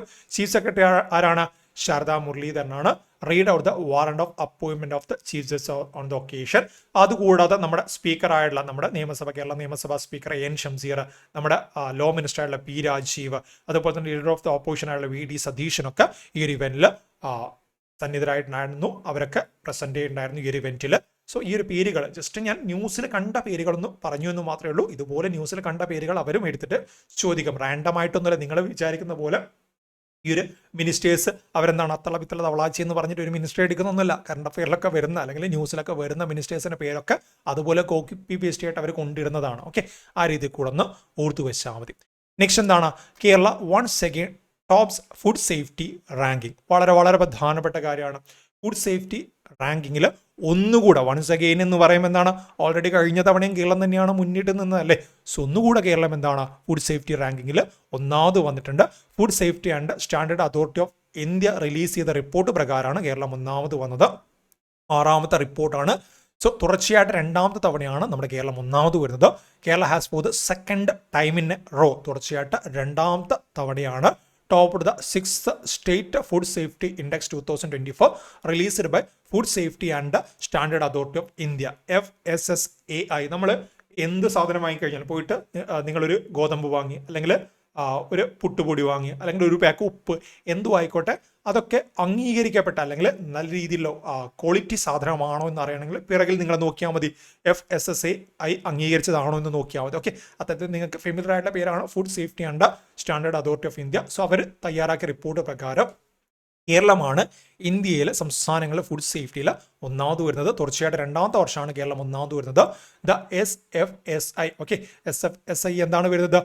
സ്റ്റേറ്റ് ഫുഡ് സേഫ്റ്റി ഇൻഡെക്സ് ആണ്. Which evaluates the food safety performance of Indian state and the Union Territory, was unveiled at the second edition of the Global Food Regulator Summit 2024. 2024 നടന്ന ഗ്ലോബൽ ഫുഡ് റെഗുലേറ്റേഴ്സ് സമ്മിറ്റിന്റെ സെക്കൻഡ് എഡിഷനിലാണ് ഈ ഒരു കാര്യം ഒഫീഷ്യലായിട്ട് പ്രഖ്യാപിച്ചത്. So ഇത്തരത്തിലൊരു അന്താരാഷ്ട്ര വേദിയിൽ വെച്ചിട്ടാണ് കേരളത്തിന്റെ പേര് ഒന്നാമത് എന്ന രീതിയിൽ അനൗൺസ് ചെയ്തല്ലേ. 2ാമത് ആര് വന്നു? തമിഴ്നാട് വന്നു. തമിഴ്നാട് കഴിഞ്ഞ തവണ 3ാം സ്ഥാനത്തായിരുന്നു, ഇത്തവണ സെക്കൻഡ് പ്ലേസിലേക്ക് വന്നു. 3ാമതായിട്ട് ജമ്മു കാശ്മീറും, 4ാമത് ഗുജറാത്തും വന്നു. ഇത് മറ്റൊരു രീതിയിൽ ചോദ്യം വരാം. താഴെ പറഞ്ഞ എന്താണ് 6th state food safety index പ്രകാരം ശരിയായ ഓർഡർ എന്ന രീതിയിൽ ചോദ്യം വന്നിട്ട് കേരള, തമിഴ്നാടു, ജമ്മു ആൻഡ് കാശ്മീർ, ഗുജറാത്ത്, ഇങ്ങനെ ചോദ്യം വരാം അല്ലേ. സോ ഇതാണ് കറക്റ്റ് ഓർഡർ എന്ന് നമുക്ക് ഐഡന്റിഫൈ ചെയ്യാൻ വേണ്ടി സാധിക്കണം. നെക്സ്റ്റ് എന്താണ്? Mexico becomes first country to approve popular election of judges. എന്താണ് കാര്യം? എല്ലാ തലത്തിലുള്ള കോടതികളിലെയും ജഡ്ജിമാരെ തിരഞ്ഞെടുക്കാൻ വോട്ടർമാർക്ക് അവകാശം നൽകുന്ന ആദ്യ രാജ്യമായിട്ട് മെക്സിക്കോ മാറി. നമുക്കറിയാം നമ്മുടെ ഇന്ത്യയിൽ ഇപ്പം വളരെ റീസെന്റ് ആയിട്ട് 51ാമത്തെ ചീഫ് ജസ്റ്റിസ് ആയിട്ട് ആര് വന്നു? സഞ്ജീവ് ഖന്ന വന്നു അല്ലെ. 51ാമത്തെ ചീഫ് ജസ്റ്റിസ് ആയിട്ട് സഞ്ജീവ് ഖന്ന വന്നു. സഞ്ജീവ് ഖന്ന എങ്ങനെയാണ് വന്നത് നിങ്ങൾക്ക് അറിയാമോ? സഞ്ജീവ് ഖന്ന വന്നത് ഓൾറെഡി ഉണ്ടായിരുന്ന DY ചന്ദ്രചൂഡ് പറഞ്ഞു. ഇവിടെ നിലവിൽ ഏറ്റവും സീനിയർ മോസ്റ്റ് ആയിട്ടുള്ള വ്യക്തി ഇദ്ദേഹമാണ്. സോ ഇദ്ദേഹം ഇനി അടുത്ത ചീഫ് ജസ്റ്റിസ് ആവട്ടെ എന്ന രീതിയിൽ നമ്മുടെ മിനിസ്ട്രിക്ക് എന്താണ് അദ്ദേഹം കത്തെഴുതും. എന്നിട്ട് മിനിസ്ട്രി ഇതിന് അംഗീകാരം നൽകുകയും ചെയ്യും.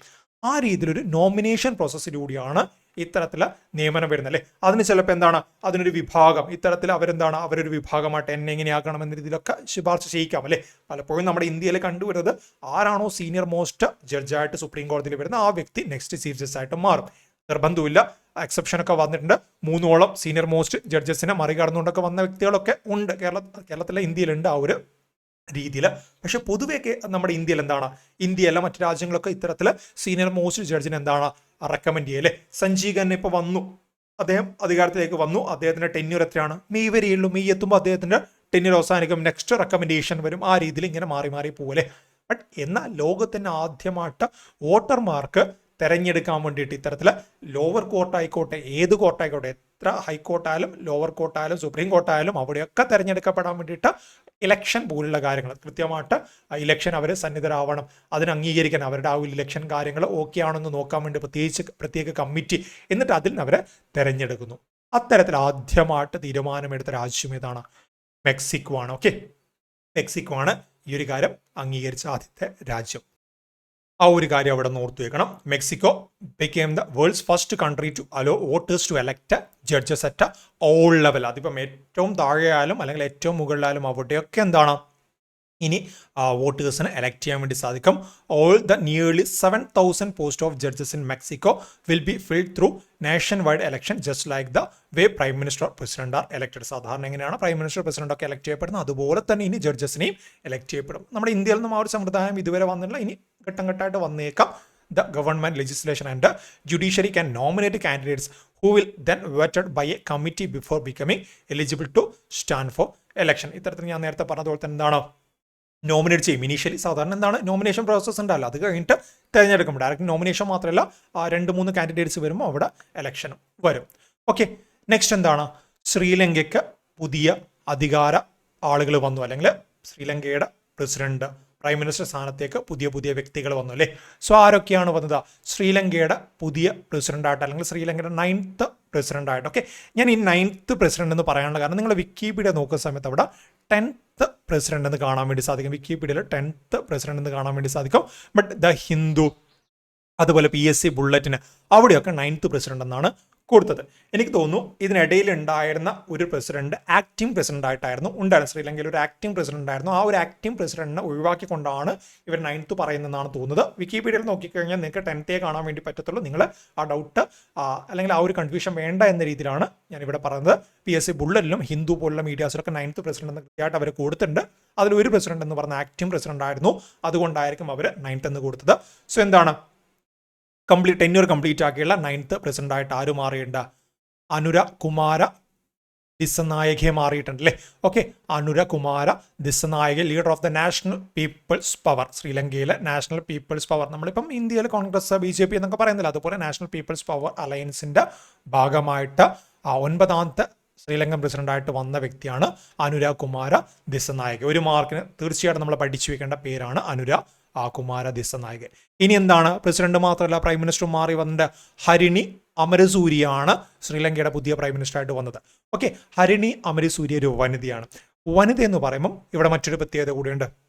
2000 അവസാനമായിട്ട് സിരിമാവോ ഭണ്ഡാരി നായിക എന്താണ് ഇത്തരത്തിൽ പ്രസിഡന്റ് ആയതിനു ശേഷം വരുന്ന 3ാമത്തെ പ്രസിഡന്റ് ആണ്, പ്രസിഡന്റ് അല്ല, പ്രൈം മിനിസ്റ്റർ, വനിതാ പ്രൈം മിനിസ്റ്റർ ആണ് ഹരിണി അമരസൂര്യ. ഓക്കെ, നമുക്കറിയാം first woman to hold the office എന്ന രീതിയിൽ ശ്രീലങ്കയിൽ വനിതാ പ്രൈം മിനിസ്റ്റർ വന്നത് സിരിമാവോ ഭണ്ഡാര നായിക. ഇത് പണ്ടൊക്കെ സ്ഥിരം വരുന്നൊരു ചോദ്യമായിരുന്നു. സിരിമാവോ ഭണ്ഡാര നായികയായിട്ട് ബന്ധപ്പെട്ട് കുട്ടിക്കാലത്ത് നമ്മളൊക്കെ സ്കൂളിൽ പഠിക്കുമ്പോൾ ക്വിസ് കോമ്പറ്റീഷനൊക്കെ പോയി കഴിഞ്ഞാൽ ചോദ്യം വരും, ശ്രീലങ്കയുടെ ആദ്യത്തെ വനിതാ പ്രസിഡന്റ് എന്ന് പറഞ്ഞു, പ്രൈം മിനിസ്റ്റർ ആരാണെന്ന് ചോദിക്കും, സിരിമാവോ ഭണ്ഡാര നായിക എന്ന് നമ്മൾ പറയേണ്ടതായിട്ടും വരും അല്ലേ.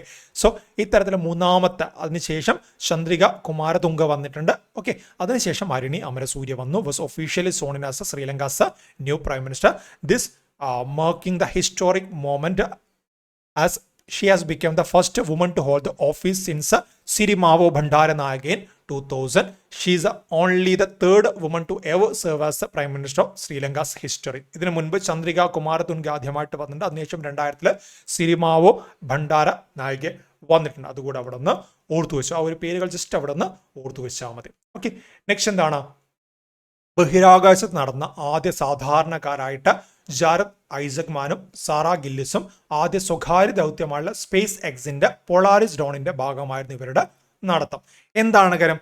സാധാരണയായിട്ട് വളരെ വലിയ രീതിയിലുള്ള സയന്റിസ്റ്റുകൾ, ആസ്ട്രോനറ്റുകളൊക്കെ ഇതിന്റെ ഭാഗമായിട്ട് പോകുന്ന കേൾക്കാറുണ്ട്.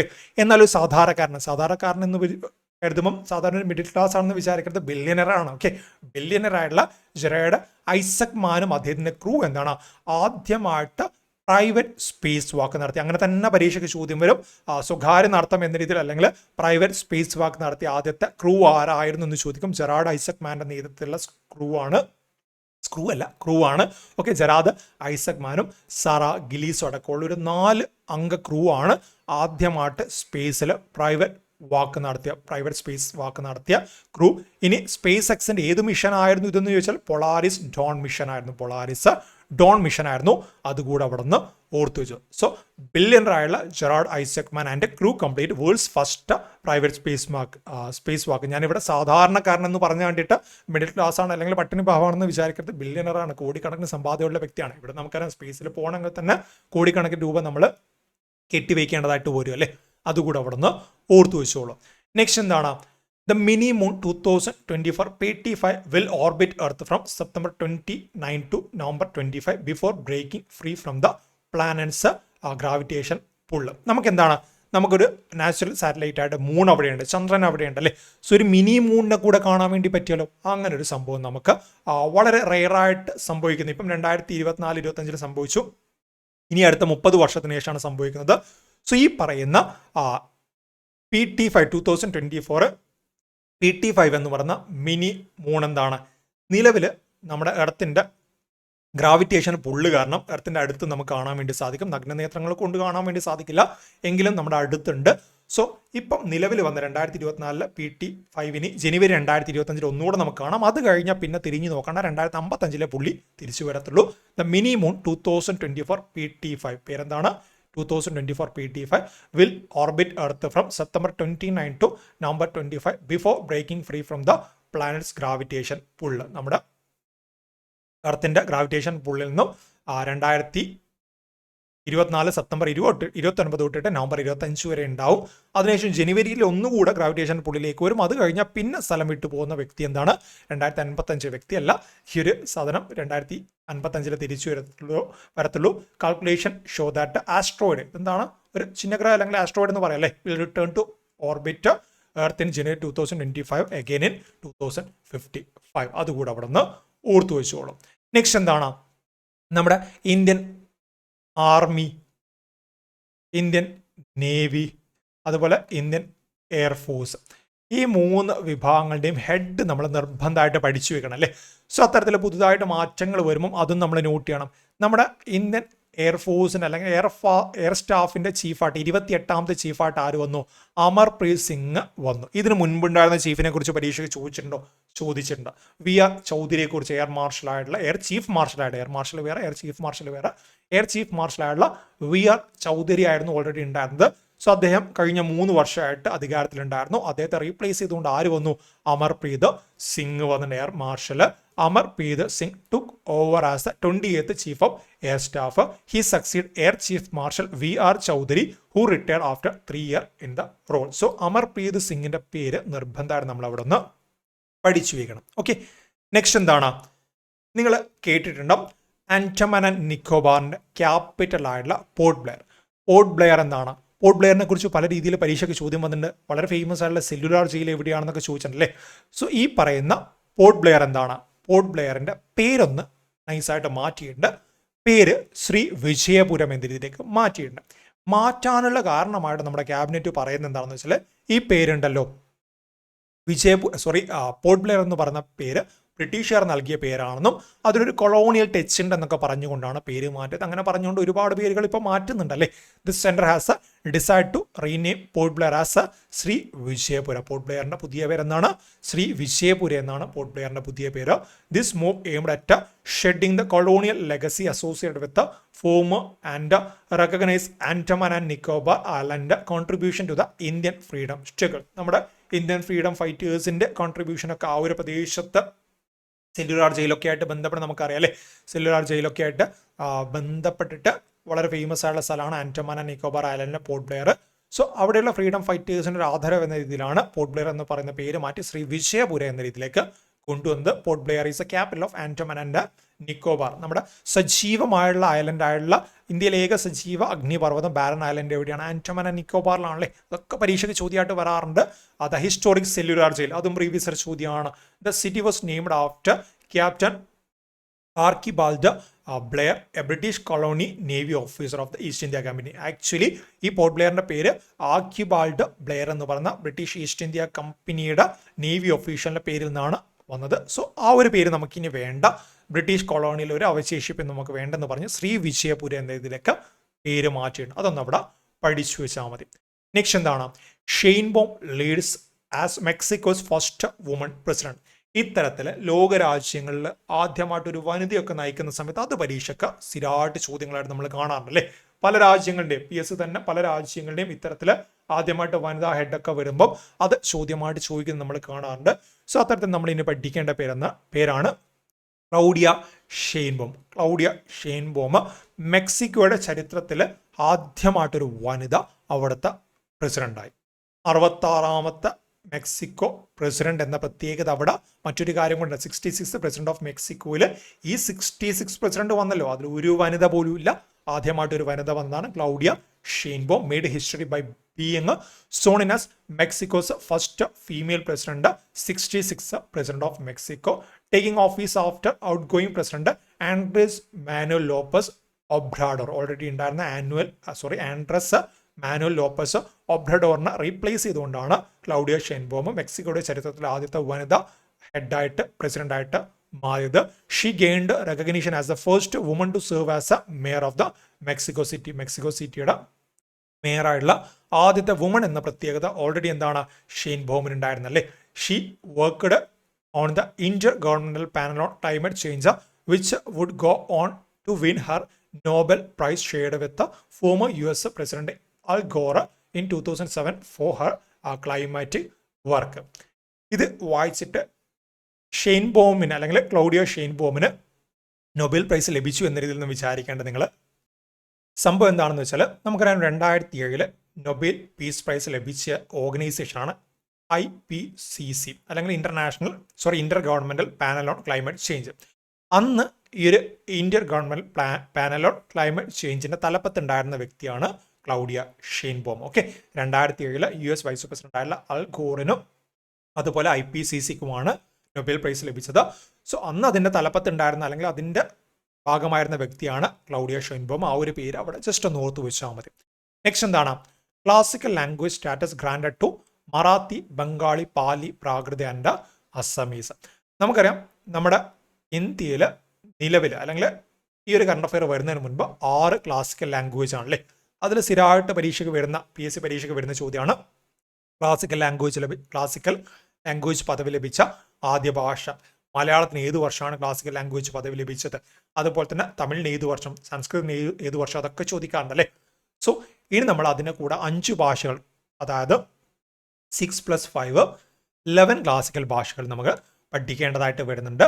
The union cabinet has approved the recognition of 5 more languages as the classical expanding the list. അങ്ങനെ 6 എന്നുള്ളത് 11 ആയിട്ട് എക്സ്പാൻഡ് ചെയ്യേണ്ട Indian classical language with a rich history, legacy, profound literary tradition and distinctive cultural heritage. ഇതിൽ ആദ്യം ലഭിച്ചത് ഏതാണെന്ന് സ്ഥിരം PSCയുടെ വേട്ടമൃഗമാണ്. Tamil was the first to receive classical status in 2004 followed by Sanskrit in 2005. 2 വർഷങ്ങളടക്കം എണ്ണി ചോദിക്കാണ്ട്. ഇതിനെ കോഡൊക്കെ നിങ്ങൾ കേട്ടിട്ടുണ്ട്, ഞാൻ ഉണ്ടാക്കിയ കോഡൊന്നുമല്ല. തമാശ കണ്ടേ മോഡി. ഓക്കെ, തമാശ കണ്ടേ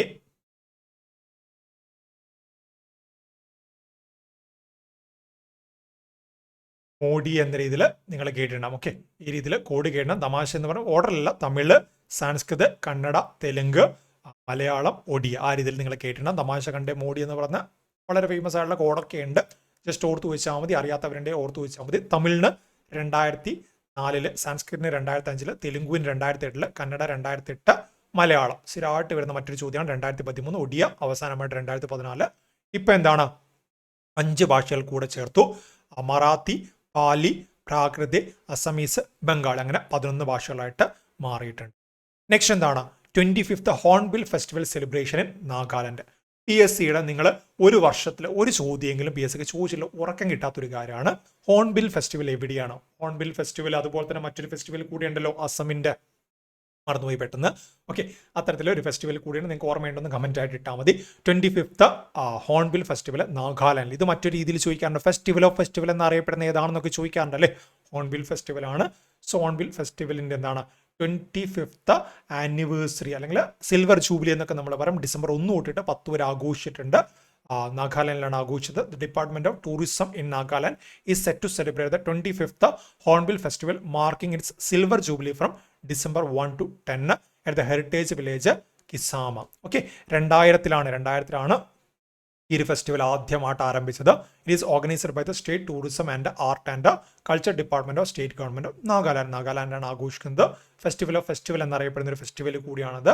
ഇനി ഹോൺബിൽ, മലമുഴക്കി വേഴാമ്പൽ എന്നൊക്കെ നമ്മൾ പറയാം അല്ലേ, ബ്യൂക്കറോസ് ബൈക്കോർണിസ്, അതിന്റെ സയന്റിഫിക് നെയിമൊക്കെ PSC ചോദിക്കാറുണ്ട്, അതൊക്കെ കൂടെ ഒന്ന് ഓർത്തു വെച്ചോളൂ.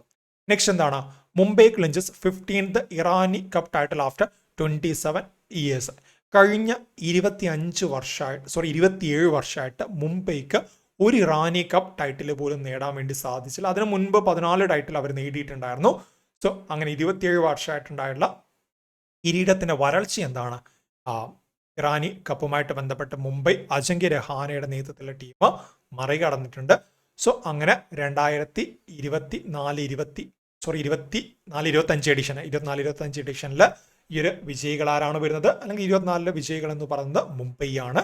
Ajinkya Rahane's Mumbai brought an end to 27-year wait as they reclaimed the prestigious Irani Cup title, defeating rest of India the Ekna Stadium in ലക്നൌവിലെ എഗ്ന സ്റ്റേഡിയത്തിൽ റെസ്റ്റ് ഓഫ് ഇന്ത്യയെ പരാജയപ്പെടുത്തിക്കൊണ്ടാണ് മുംബൈ വിജയിച്ചത്. The win secured on the first innings lead marked Mumbai's 15th Irani Cup number the most by any Ranji team. ഏത് Ranji team എടുത്തു നോക്കിയാലും 15 title മറ്റൊരു ടീമിന് നേടാൻ വേണ്ടി സാധിച്ചില്ല, അത് മുംബൈക്ക് മാത്രമാണ്. This victory hold special significance as the side had not won the title since 1997-98 season. 1997-98 Mumbai അവസാനമായിട്ട് കിരീടം സ്വന്തമാക്കിയത്. അതിനുശേഷം മുംബൈക്ക് ഒരു കിരീടം പോലും നേടാൻ വേണ്ടി സാധിച്ചിട്ടുണ്ടായിരുന്നില്ല. The inaugural edition was played in 1960 as a special event to commemorate 25th anniversary of the Ranji Trophy after Zal R ഇറാനിയുടെ ഓർമ്മയ്ക്കായിട്ട് രഞ്ജി ട്രോഫി 25ാമത്തെ വാർഷികം ആഘോഷിക്കുന്ന വേളയിലാണ് 1960 ആദ്യമായിട്ട് ഇറാനി ട്രോഫി നടത്തിയത്. ഇറാനി ട്രോഫി ഏത് കായികവുമായിട്ട് ബന്ധപ്പെട്ടിരിക്കുന്നു എന്നൊക്കെ ചോദ്യം വരാം. ക്രിക്കറ്റ് ആണ്. 2023-24 വിന്നേഴ്സ് ചോദിച്ചു കഴിഞ്ഞാൽ റെസ്റ്റ് ഓഫ് ഇന്ത്യ ആണ്. 2024-25 വിന്നേഴ്സ് മുംബൈ ആണ്. അതുകൂടെ അവിടെ നിന്ന് ഓർത്തു വെച്ചോളൂ. നെക്സ്റ്റ് എന്താണ്? Indian gymnast Deepa Karmakar announced retirement. ചോദ്യം വരാം. ദീപ കർമാക്കർ ഏത് കായിക മേഖലയുമായിട്ട് ബന്ധപ്പെട്ടിരിക്കുന്നു? ക്രിക്കറ്റ്, ഫുട്ബോൾ, ഹോക്കി, ജിംനാസ്റ്റിക്സ് എന്നൊക്കെ കാണുമ്പോൾ നമ്മൾ ആദ്യം ചിലപ്പോൾ വെട്ടുക ജിംനാസ്റ്റിക്സ് ആയിരിക്കും അല്ലേ. ബട്ട് പലർക്കും അറിയുന്ന പേര് തന്നെയാണ്, അതുകൊണ്ട് വെട്ടാൻ സാധ്യതയില്ല. സോ എന്താണ്? ഇന്ത്യൻ ജിംനാസ്റ്റ് ആണ് ദീപ കർമാക്കർ. അതുപോലെ തന്നെ ലോകത്ത് തന്നെ വളരെ കുറച്ച് വനിതകൾ മാത്രം പങ്കെടുക്കുന്ന പ്രൊഡുനോവ വാൾട്ട് എന്ന് പറയുന്ന മത്സര വിഭാഗത്തിൽ കൂടിയാണ് ജിംനാസ്റ്റിക്സുമായിട്ട് ബന്ധപ്പെട്ട വളരെ എക്സ്ട്രീം ഡേഞ്ചറസ് ആണ്, മരണം വരെ സംഭവിച്ചേക്കാവുന്ന ഒരു വിഭാഗം കൂടിയാണ് പ്രൊഡുനോവ വാൾട്ട് എന്ന് പറയുന്നത്. സോ അതിൽ പങ്കെടുക്കുന്ന വ്യക്തി കൂടിയാണ് Deepa Karmakar India's gymnast who narrowly missed out on podium finish at the Rio 2016 Olympics has announced retirement from the sports. Recent ആയിട്ട് റിട്ടയർമെന്റ് അനൗൺസ് ചെയ്യുന്നുണ്ട്. Karmakar is one of only 5 women in the world to have a mastered Prodinova vault. ഇതിൽ പങ്കെടുക്കുന്ന ലോകത്തിനുള്ള 5 വനിതകളിൽ നിലവിലുള്ള ഒരാളാണ് Deepa Karmakar. First gained attention when she won a bronze at the 2014 Commonwealth Games in Glasgow, became the first Indian female gymnast to do so in history of the games. Okay, 2014 Commonwealth ഗെയിംസിൽ bronze നേടിയപ്പോഴാണ് ആദ്യമായിട്ട് ശ്രദ്ധിക്കപ്പെട്ടത്. പിന്നെ 2015 Arjuna award നൽകിയിട്ട് നമ്മുടെ രാജ്യം ആദരിച്ചു. 2016 major Dhyan Chand Khel Ratna award, Padmashri 2017. ഇതൊക്കെ ചോദ്യം വരാം, കാരണം റീസെന്റ് ആയിട്ട് കറണ്ട് അഫെയറിൽ ഇവരുടെ റിട്ടയർമെന്റ് അനൗൺസ്മെന്റ് കാര്യങ്ങൾ വന്നിട്ടുണ്ടല്ലേ. സോ ഇതൊക്കെ ചോദ്യങ്ങളായിട്ട് നമുക്ക് പ്രതീക്ഷിക്കാം. നെക്സ്റ്റ് എന്താണ്? ഹുറിക്കെയിൻ മിൽട്ടൺ. PSC ഇപ്പം ചോദിച്ചു വരുന്ന കാര്യമാണ്. ഹുറിക്കെയിൻ കണ്ടു കഴിഞ്ഞാൽ അതിന്റെ ഭൂമിശാസ്ത്രവും അതുപോലെ തന്നെ ഡേറ്റ് ഓഫ് ബർത്തും അതുപോലെ തന്നെ അത് നശിച്ചെന്നാണ് എല്ലാം ചോദിക്കുന്നത് അല്ലേ. സോ ഹുറിക്കെയിൻ മിൽട്ടൺ ഗൾഫ് ഓഫ് മെക്സിക്കോയിൽ, അതായത് ഫ്ലോറിഡയിലൊക്കെ ശക്തമായിട്ട് ആഞ്ഞു വീശിയ ഒരു കൊടുങ്കാറ്റായിരുന്നു ഹുറിക്കെയിൻ മിൽട്ടൺ എന്ന് പറയുന്നത്. Hurricane Milton has intensified rapidly into Gulf of Mexico. എവിടെയാണ്? ഗൾഫ് ഓഫ് മെക്സിക്കോയിലാണ് ഇത് ആഞ്ഞു വീശിയത്. Hurricane Milton was powerful storm that made landfall in Florida near Siesta Key causing widespread damage. ഒരു category 5 hurricane ആണത്. Okay, it was a category 5 hurricane with a wind speed of 285 km/h. ആലോചിച്ച് നോക്കി നിങ്ങൾ, നമുക്കിപ്പോൾ ഒരു വാഹനം ഒരു 100 km/h വേഗത്തിൽ നമ്മൾ അടുത്ത് പോയി കഴിഞ്ഞാൽ തന്നെ നമ്മളൊന്ന് പിറകോട്ട് പോകും അല്ലേ. സോ 285 km/h സ്പീഡിൽ ഒരു കാറ്റടിക്കുന്നു എന്ന് പറയുമ്പോൾ എന്താണ്, നമ്മളല്ല നമ്മുടെ വീടടക്കം പറന്നു പോകും. Making it one of the strongest hurricane ever record in the Atlantic Ocean. അതും പരീക്ഷയ്ക്ക് ചോദ്യം വരാം. അറ്റ്ലാന്റിക് ഓഷ്യനിൽ ഇതുവരെയായിട്ട് റെക്കോർഡ് ചെയ്യപ്പെട്ട കാറ്റഗറി 5 എക്സ്ട്രീം ഹുറിക്കൻ ഏതായിരുന്നു? അത് ഹുറിക്കൻ മിൽട്ടൺ ആണ്. ഇനീഷ്യൽ ഇത് കാറ്റഗറി 1 ആയിട്ടാണ് വന്നത്, അങ്ങനെയാണ് വരുന്നത്. ബട്ട് വളരെ പെട്ടെന്ന് തന്നെ, സാധാരണയായിട്ട് കാറ്റഗറി 1 കഴിഞ്ഞാൽ ഒരു 2 ദിവസമൊക്കെ കഴിഞ്ഞാലാണ് കാറ്റഗറി 2 മെല്ലെ കാറ്റഗറി 5 എത്തുകയാണ് ചെയ്യുക. ബട്ട് ഇത് വെറും 12 മണിക്കൂർ കൊണ്ട് കാറ്റഗറി 1 നിന്ന് കാറ്റഗറി 5 എത്തിയിട്ടുണ്ടായിരുന്നു. അത് എക്സ്ട്രീം ഡേഞ്ചറസും ആണ്, റയറുമാണ്. Milton swiftly transformed from category 1 hurricane to a powerful category 5 with just 12 hours on October 7. അതുകൂടെ അവിടെ നോർത്ത് വെച്ചോ. Most hurricanes follow westward path but Milton moved eastward and made landfall on the west coast of Florida. സാധാരണയായിട്ട് hurricanes westward പാത്തിലേക്കാണ് പോകുന്നത്. But ഇവിടെയും അവിടെയും distant ഈസ്റ്റ്വേർഡ് ആണ്. അതും ചോദ്യമായിട്ട് വരാം. According to scientist very few hurricane have taken this path before. അങ്ങനെ ഒരു പ്രത്യേകത കൂടെ അവിടെ ഉണ്ട്. ഇനി അടുത്തൊരു 100% ഉറപ്പിച്ച് പറയാൻ വേണ്ടി പറ്റുന്ന ചോദ്യമാണ് നൊബേൽ പ്രൈസ് അല്ലേ. 2024 കെമിസ്ട്രിയുമായിട്ട് ബന്ധപ്പെട്ട നൊബേൽ പ്രൈസ് ലഭിച്ച 3 പേരുണ്ട്. The 2024 Nobel Prize in chemistry award ആർക്കൊക്കെയാണ്? ഡേവിഡ് ബേക്കർ, അമേരിക്കൻ ബയോകെമിസ്റ്റ് ആണ്. Demis Hassabis, British artificial intelligence researcher ആണ്. അതുപോലെ ജോൺ ജമ്പർ, അമേരിക്കൻ കെമിസ്റ്റ് ആണ്. ഈ 3 കാര്യങ്ങൾ കോഡൊക്കെ നിങ്ങൾക്ക് സാറൊക്കെ പഠിപ്പിച്ചിട്ടുണ്ടെന്നാണ് എൻ്റെ ഒരു ഓർമ്മ. ഓക്കെ, സോ ആ ഒരു കോഡും കാര്യങ്ങളൊക്കെ വെച്ച് നിങ്ങളൊന്ന് പഠിച്ചാൽ മതി. David Baker, Demis ഹസാബിസ്, John jumper, ഈ 3 പേരുകളും അവരുടെ രാജ്യമടക്കം ഞാൻ കൊടുത്തിട്ടുണ്ട്. രാജ്യമടക്കം പഠിച്ചു വെക്കണം. Baker was recognized four advancement in computation protein design. എന്താണ്? കമ്പ്യൂട്ടേഷൻ പ്രോട്ടീൻ ഡിസൈനുമായിട്ട് ബന്ധപ്പെട്ട ആ ഒരു നേട്ടത്തിനാണ് ഡേവിഡ് ബേക്കറെ തിരഞ്ഞെടുത്തത്. സോ പരീക്ഷയ്ക്ക് ഇപ്പം എന്താണ് പേരല്ല ചോദിക്കുന്നത്. ഡേവിഡ് ബേക്കറിന് താഴെ പറഞ്ഞ ഏത് മേഖലയുമായിട്ട് ബന്ധപ്പെട്ടാണ് തിരഞ്ഞെടുത്തത്? അഡ്വാൻസ്മെന്റ് ഇൻ കമ്പ്യൂട്ടേഷൻ പ്രോട്ടീൻ ഡിസൈന്. ഇനി ഹസാബിസും ജമ്പറും എന്താണ്? Breakthrough in protein structure prediction AI use ചെയ്തിട്ട് പ്രഡിക്റ്റ് ചെയ്തതിനാണ് അവരെ തിരഞ്ഞെടുത്തത്. their work enables the creation of custom protein with a specific application potentially transformed fields like drug discovery, biotechnology and material science. ഇത്തരത്തിൽ predict ചെയ്യാൻ വേണ്ടി പറ്റുമെന്ന് കണ്ടെത്തിയത് അവരാണ്. 2003 കമ്പ്യൂട്ടേഷൻ സാങ്കേതിക വിദ്യയുടെ സഹായത്തോടുകൂടെ പുതിയ തരം പ്രോട്ടീൻ നിർമ്മിച്ച ഡേവിഡ് ബേക്കർ ഈ രംഗത്തെ പുതിയ സാധ്യതകൾ തുറന്നിട്ടു. അതുകൊണ്ട് അദ്ദേഹത്തെ തെരഞ്ഞെടുത്തു അല്ലേ. ഇനി 2020 ഡെമിസ് ഹസാബിസും ജോൺ ജമ്പറും എന്താണ്? ജോൺ ജമ്പറും എന്താണ് അവതരിപ്പിച്ച ആൽഫ ഫോൾഡ് 2 എന്ന AI മോഡൽ. അതും കൂടെ പഠിച്ചു വെച്ചാൽ ചിലപ്പം ആ ഒരു AI മോഡലടക്കം പരീക്ഷയ്ക്ക് ചോദ്യം വരും. ആൽഫ ഫോൾഡ് 2 എന്ന AI മോഡലാണ് പ്രോട്ടീനുകളുടെ ഘടന പ്രവചിച്ച് ചരിത്രം സൃഷ്ടിച്ചു. ഈ കണ്ടെത്തലിനാണ് അവർക്ക് നൊബേൽ സമ്മാനം നൽകിയത്. വാഷിംഗ്ടൺ സർവകലാശാലയായ പ്രൊഫസറാണ് ഡേവിഡ് ബേക്കർ എങ്കിൽ ഡെമിസ് ഹസാബിസും ജോൺ ജമ്പറും എന്താണ് ലണ്ടനിലെ ഗൂഗിളിന്റെ ഡീപ്പ് മൈൻഡ് AI ലാബ് ഗവേഷകരാണ്. വളരെ ഫേമസ് ആയിട്ടുള്ള AI ലാബാണ് ഡീപ്പ് മൈൻഡ്. അതുകൂടെ അവിടെ നിന്ന് ഓർത്തു വെച്ചോളൂ. നെക്സ്റ്റ് എന്താണ്? Tata Sons chairman Ratan Tata passes away. നമ്മൾ റീസെന്റ് ആയിട്ട് കേട്ട വാർത്തകൾ വളരെ വേദനാജനകമായുള്ള ഒരു വാർത്തയാണ്. ഒരു മനുഷ്യസ്നേഹിയും മൃഗസ്നേഹിയൊക്കെ ആയിട്ടുള്ള ടാറ്റ സൺസിന്റെ മുൻ ചെയർമാൻ രത്തൻ ടാറ്റ അന്തരിച്ചു അല്ലേ. So Ratan Naval Tata, the former chairman of Tata group who became a symbol of India's economic resurgence in 21st century passed away. 1991 നമ്മൾ വളരെ വലിയ രീതിയിൽ എക്കണോമിക് ക്രൈസിസിലേക്ക് പോയപ്പം അതിന് നല്ല രീതിയിൽ കോൺട്രിബ്യൂട്ട് ചെയ്ത വ്യക്തിയാണ്, അല്ലെങ്കിൽ തിരിച്ചു വരാൻ വേണ്ടി കോൺട്രിബ്യൂട്ട് ചെയ്ത വ്യക്തിയാണ് രത്തൻ ടാറ്റ. അദ്ദേഹം റീസെൻ്റ് ആയിട്ട് അന്തരിച്ചു. സോ അദ്ദേഹവുമായിട്ട് ബന്ധപ്പെട്ട അവാർഡും കാര്യങ്ങളൊക്കെ തീർച്ചയായിട്ടും നമ്മൾ പഠിച്ചേക്കണം. എന്ത് വേണമെങ്കിലും ചോദ്യം വരാം.